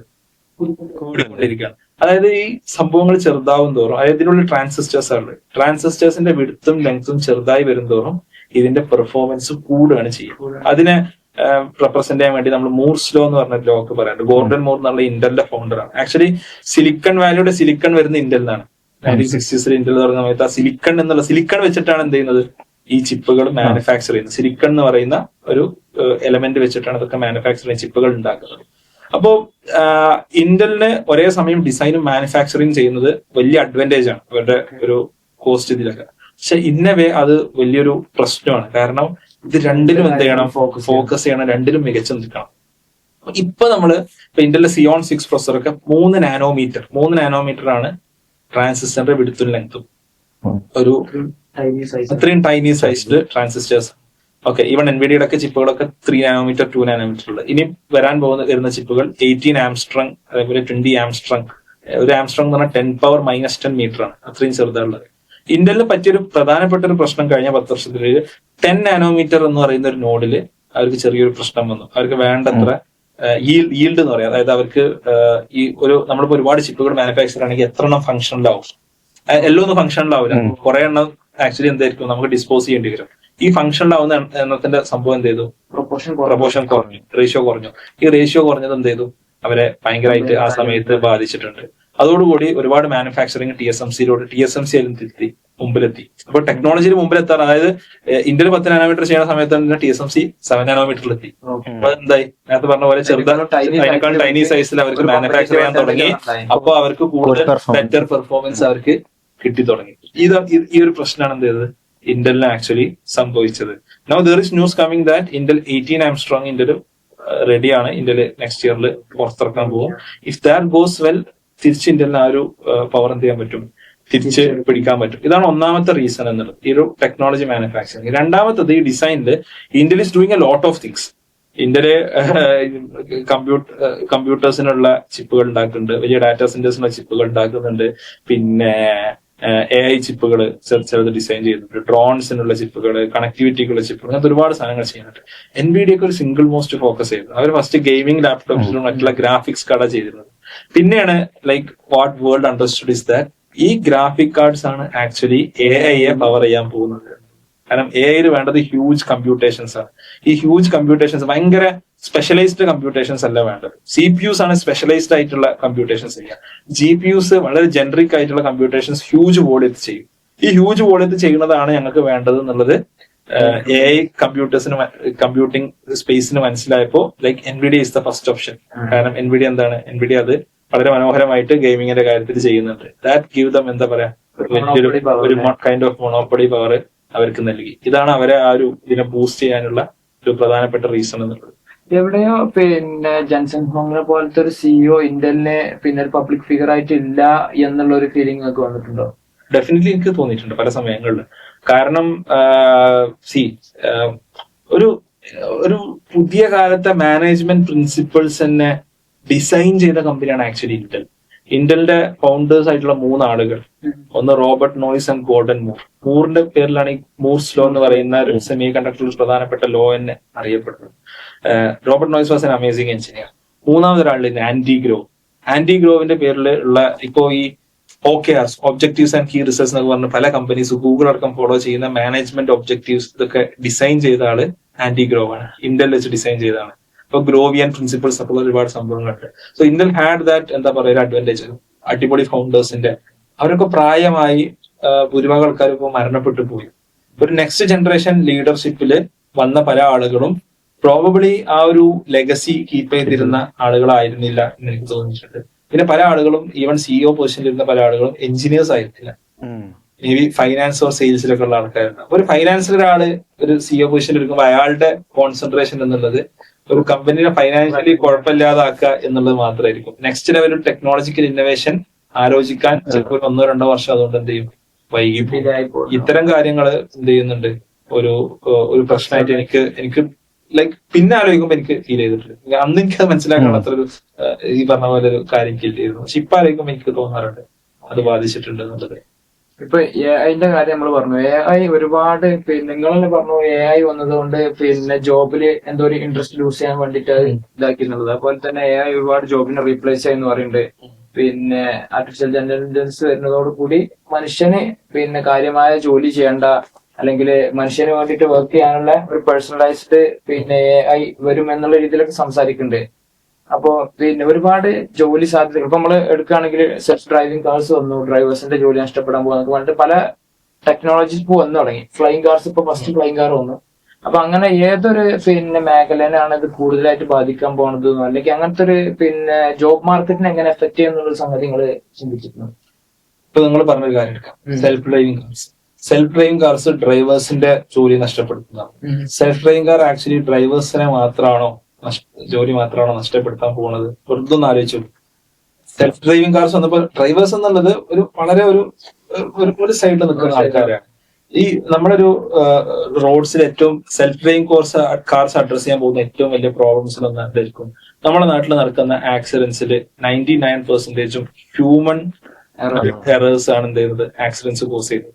നമ്മുടെ നാട്ടിൽ സെൽഫ് ഡ്രൈവിംഗ് കാർസ് വന്നാൽ ഈ ആക്സിഡൻസ് ഇല്ലാതായാൽ who will be affected? Is it just drivers? നമ്മുടെ എല്ലാ ഹോസ്പിറ്റൽസിലെയും ട്രോമ കെയർ എന്ത് ചെയ്യും, ഫസ്റ്റ് ലെവലില് അഫക്ട് ചെയ്യപ്പെടും. അവിടുത്തെ ഡോക്ടേഴ്സും ട്രോമ കെയർ ഫെസിലിറ്റീസും എന്ത് ചെയ്യും, അഫക്ട് ചെയ്യപ്പെടും. ഏറ്റവും കൂടുതൽ പേഷ്യൻസ് വരുന്ന ഒരു സ്ഥലമാണെന്ത്, നമ്മുടെ നാട്ടിലെ ആക്സിഡൻസ് ഉണ്ടായിട്ട് ഫസ്റ്റ് കെയർ ഇത് ട്രോമ കെയർ എന്നുള്ളത്. ഇൻഷുറൻസ്, വണ്ടികളുടെ ഇൻഷുറൻസിന്റെ പ്രീമിയം, അതിന്റെ മറ്റു കാര്യങ്ങൾ എന്ത് ചെയ്യും, ആക്സിഡന്റ് ഇല്ല എന്നുണ്ടെങ്കിൽ എത്രത്തോളം ഇൻഷുറൻസ് വേണം, എത്രത്തോളം പ്രീമിയം അടക്കാം എന്നുള്ളതിനെ ഇൻഷുറൻസ് കമ്പനീസിന് അത് ബാധിക്കും അല്ലെ? ഒരു മൾട്ടിഫോൾഡ് ഇമ്പാക്ട്, ഒരു കംപ്ലീറ്റ്ലി ഡിഫറെന്റ് ആയിട്ടുള്ള ഒരു ഇമ്പാക്ട് ആയിരിക്കും ഉണ്ടാവും. അതൊരു ഡ്രൈവേഴ്സ്, അതാ പറഞ്ഞത്, നമ്മൾ വിചാരിക്കുന്നതിൽ അപ്പുറമുള്ള ഇമ്പാക്ട് ഓരോ സ്പേസിലും എന്തുണ്ടാവും, ഡെഫിനറ്റ്ലി ഉണ്ടാവും. അതിൽ എയുടെ കൂടെ വർക്ക് ചെയ്യാൻ കഴിയുന്ന ആളുകൾ ഫസ്റ്റ് ലെവലിൽ എന്ത് ചെയ്യും, സർവൈവ് ചെയ്യും എന്നുള്ളതാണ് എനിക്കിപ്പോ തോന്നുന്നത്. വലിയ ഫ്യൂച്ചറിനെ കുറിച്ച് പ്രഡിക്ഷൻ നടത്താൻ എനിക്ക് അറിയില്ല എന്ത് സംഭവിക്കും എന്നുള്ളത്. പക്ഷെ ഫസ്റ്റ് ലെവലിൽ ഇപ്പോഴും നമ്മൾ എനെ വിളിക്കുന്നത്, എന്റെ ഒരു സ്റ്റേജ് പറയുകയാണെങ്കിൽ ഇപ്പൊ നമ്മളുള്ളത് ANI അഥവാ ആർട്ടിഫിഷ്യൽ നാരോ ഇന്റലിജൻസ് എന്ന് പറയുന്ന ഒരു സ്റ്റേജിലാണ് നമ്മളിപ്പോ ഉള്ളത്. നെക്സ്റ്റ് ലെവലിലാണ് ഒരു ആർട്ടിഫിഷ്യൽ ജനറൽ ഇന്റലിജൻസിലോട്ട് നമ്മൾ പോകും. എല്ലാ കാര്യങ്ങളിലും AI വരുന്നുള്ളൂ. ഇപ്പൊ ഒരു സ്പെസിഫിക് ടാസ്കുകൾ, ChatGPT എന്നുള്ളത് എഴുതാൻ ഉപയോഗിക്കുന്ന ഒരു ടൂളാണ്. ഡാലി എന്നുള്ളത് ഇമേജ് ജനറേറ്റ് ചെയ്യാൻ ഉപയോഗിക്കുന്ന ഒരു ടൂളാണ്. കുറച്ചും കൂടി ജനറിക് ആയിട്ടുള്ള ഒരു AI നമ്മൾ ഇനിയും എത്താനിരിക്കുന്നുള്ളൂ. May not be that far. അത് കഴിഞ്ഞ് ആർട്ടിഫിഷ്യൽ സൂപ്പർ ഇന്റലിജൻസ് വരും, മനുഷ്യനെയും മറികടക്കുന്ന ഇന്റലിജൻസ് വരും എന്നൊക്കെ പറയപ്പെടുന്നു. ഐ ഡോണ്ട് നോ, വരുമായിരിക്കാം. അപ്പോ എന്തായാലും നാരോ ഇന്റലിജൻസിന്റെ കാലത്ത് എയുടെ കൂടെ വർക്ക് ചെയ്യാൻ പഠിക്കുക എന്നുള്ളതാണ് ഫസ്റ്റ് ലെവലില് നമുക്ക് ചെയ്യാനുള്ള കാര്യം. നമ്മളിപ്പോ സ്റ്റുഡൻസിനെ കുറിച്ചും പാരന്റ്സിനെ കുറിച്ചൊക്കെ പറഞ്ഞു, കരിയർ ഫോക്കസ് ആയിട്ട് ആളുകൾ കാര്യങ്ങൾ ചെയ്യണം എന്നുള്ള രീതിയിലൊക്കെ ഒരുപാട് കാര്യങ്ങൾ പറഞ്ഞു. ഈ ഒരു AI വരുന്നതോടുകൂടി നമ്മൾ പല നേരത്തൊക്കെ പറഞ്ഞു, നമ്മളെ കരിക്കുലം ബാർ താഴെയാണ്, പല കാര്യങ്ങളും നമ്മൾ മീറ്റ് ചെയ്യാത്തതുകൊണ്ടാണ് പുറകിലാവുന്നത്. അപ്പൊ ഈ AI റവല്യൂഷനെ ബീറ്റ് ചെയ്യാൻ വേണ്ടിയിട്ട് എത്രത്തോളം നമ്മൾ പ്രിപ്പയർ ചെയ്യേണ്ടതുണ്ട്, അല്ലെങ്കിൽ നമ്മുടെ സ്റ്റുഡൻസ് പ്രിപ്പയർ ചെയ്തിട്ടുണ്ട്, അല്ലെങ്കിൽ നമ്മുടെ പാരന്റ്സ് പ്രിപ്പയർ ചെയ്യേണ്ടതുണ്ട്, ഏതൊക്കെ മേഖലകളിൽ ശ്രദ്ധിക്കണം എന്നുള്ള ഒരു കാര്യം പറയുകയാണെങ്കിൽ? ഫസ്റ്റ് ലെവലില് ഇത്തരം AI ടൂൾസുകളൊക്കെ നമ്മൾ കുട്ടികളെ പഠിപ്പിച്ചു കൊടുക്കണം. അതിൽ കുട്ടികളെ നമ്മൾ എക്യുപ്ഡ് ആക്കണം എന്നുള്ളതാണ്. എന്താണ് AI എങ്ങനെയാണ് വർക്ക്? ഇതെന്തോ ഒരു വലിയൊരു സംഭവമാണ്, നമുക്ക് ആർക്കും മനസ്സിലാവാത്തൊരു സാധനമാണെന്നുള്ളൊരു കാര്യമൊന്നും ആർക്കും വേണ്ട. നമുക്ക് എല്ലാവർക്കും അറിയാവുന്ന, നമുക്ക് എല്ലാവർക്കും മനസ്സിലാക്കാവുന്ന സിമ്പിൾ ആയിട്ടുള്ള ഒരു കാര്യമാണ് എന്താ AI എങ്ങനെ വർക്ക് ചെയ്യുന്നു. ഡാറ്റയെ ബേസ് ചെയ്ത് ഡാറ്റയിൽ നിന്ന് പാറ്റേൺസ് കണ്ടെത്തിയിട്ടാണ് AI വർക്ക് ചെയ്യുന്നത്. പക്ഷെ അതിലപ്പുറം നെക്സ്റ്റ് ലെവലില് AI പോലത്തെ ഒരു സിസ്റ്റത്തെ ഡിസൈൻ ചെയ്യുന്നിടത്ത് നമ്മൾ ചെയ്യണമെന്നുണ്ടെങ്കിൽ നല്ല മാത്തമാറ്റിക്കൽ അക്യുമെന്റുള്ള കുട്ടികൾ നമുക്ക് വേണം. ഞാൻ ഈ അടുത്തൊരു വീഡിയോ ചെയ്തിരുന്നു, ഹൗ ChatGPT വർക്ക്സ് എന്ന് പറഞ്ഞിട്ട്. ഞാൻ എന്റെ ഏറ്റവും ലെങ്തി ആയിട്ടുള്ള ഒരു വീഡിയോ, ഒരു 45 മിനിറ്റ് ഉള്ള ഒരു വീഡിയോ ആണ്. ഞാൻ ഒരു 20 മിനിറ്റിന്റെ അപ്പുറമുള്ള വീഡിയോ ഞാൻ പൊതുവെ ചെയ്യലില്ല. അപ്പൊ ഞാൻ വിചാരിച്ചു 2000-3000 ആൾക്കാരൊക്കെ മാക്സിമം അത് കാണുള്ളൂ. കാരണം ഇത്രയും ലെങ്ത് ഉള്ള വീഡിയോ. അതിൽ പറയുന്നത് AI അൾട്ടിമേറ്റ്ലി ChatGPT വർക്ക് ചെയ്യുന്നതിന്റെ പിന്നിലുള്ളത് മാട്രിക്സ് മൾട്ടിപ്ലിക്കേഷൻ ആണ്. അതേപോലെ തന്നെ വെക്ടർ ആൾജിബ്ര, ഇങ്ങനത്തെ കുറച്ച് കാര്യങ്ങളാണ് ഉള്ളത്. അപ്പൊ നമ്മൾ സ്കൂൾ പഠിക്കുമ്പോൾ കുട്ടിക്ക് ഈ മാട്രിക്സ് എന്താ, എന്തിനാന്ന് ഒരു കുട്ടിക്ക് അറിയുണ്ടാവില്ല. പഠിപ്പിച്ചിട്ടുള്ള ടീച്ചേഴ്സിനും അറിയുണ്ടാവില്ല. ഈ വെക്ടർ എന്താണ്, എന്തിനാ ഉപയോഗിക്കുന്ന ആർക്കും അറിയുണ്ടാവില്ല. ഈ ലെവലിൽ അണ്ടർസ്റ്റാൻഡിങ് നമുക്ക് കുട്ടികളെ പഠിപ്പിച്ചു കൊടുക്കാൻ പറ്റി കഴിഞ്ഞാൽ ശ്വാസം. ഈ 3000 ആൾക്കാർ കാണേണ്ട വീഡിയോ ഒരു 35,000 ആൾക്കാർ കണ്ടു. എനിക്ക് ഏറ്റവും കൂടുതൽ റെസ്പോൺസ് കിട്ടിയ വീഡിയോസിൽ ഒന്നാണ് ഇപ്പോഴും ആൾക്കാർ കണ്ടുകൊണ്ടിരിക്കുന്നത്. അപ്പൊ ഞാൻ പറഞ്ഞത് ആൾക്കാർ ജനറലി ക്യൂരിയസ്. എനിക്ക് അതിന് ആ വീഡിയോ കിട്ടിയൊരു പാഠതാണ്. ആൾക്കാർക്ക് ലൈക്ക് എന്താണ് പഠിപ്പിക്കേണ്ട രീതിയിൽ നമ്മൾ പഠിപ്പിച്ചു കഴിഞ്ഞാൽ, മനസ്സിലാക്കി കൊടുത്തു കഴിഞ്ഞാൽ ദേ ഹാവ് ദാറ്റ് ക്യൂരിയോസിറ്റി. ആൾക്കാർക്ക് ഇൻബിൽഡ് ആയിട്ടുണ്ട്. നമ്മുടെ കുട്ടികൾക്ക് നമുക്ക് കൊടുക്കാൻ പറ്റണം. എങ്ങനെ എന്താ പറയാ ഈ കാര്യങ്ങളൊക്കെ എങ്ങനെ വർക്ക് ചെയ്യുന്നത്, എങ്ങനെ വർക്ക് ചെയ്യുന്നത്.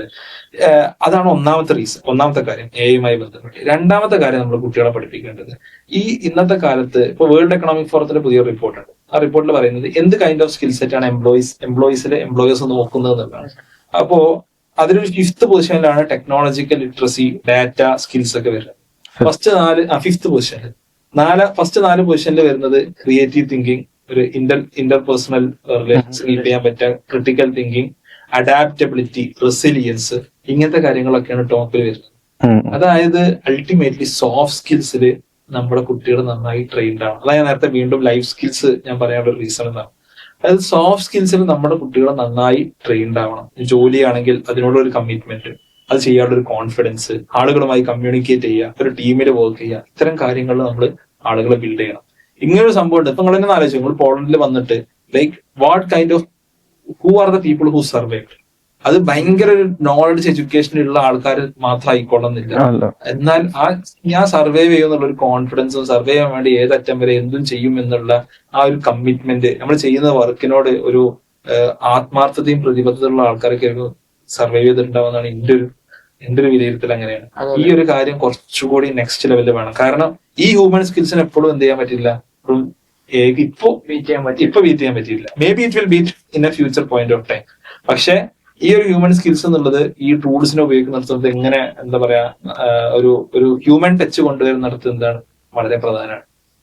അപ്പൊ ഇങ്ങനെയുള്ളൊരു സൈഡിൽ നമ്മൾ ആളുകൾ ട്രെയിൻ ചെയ്ത് core fundamentals, mathematical fundamentals strong ആക്കുക.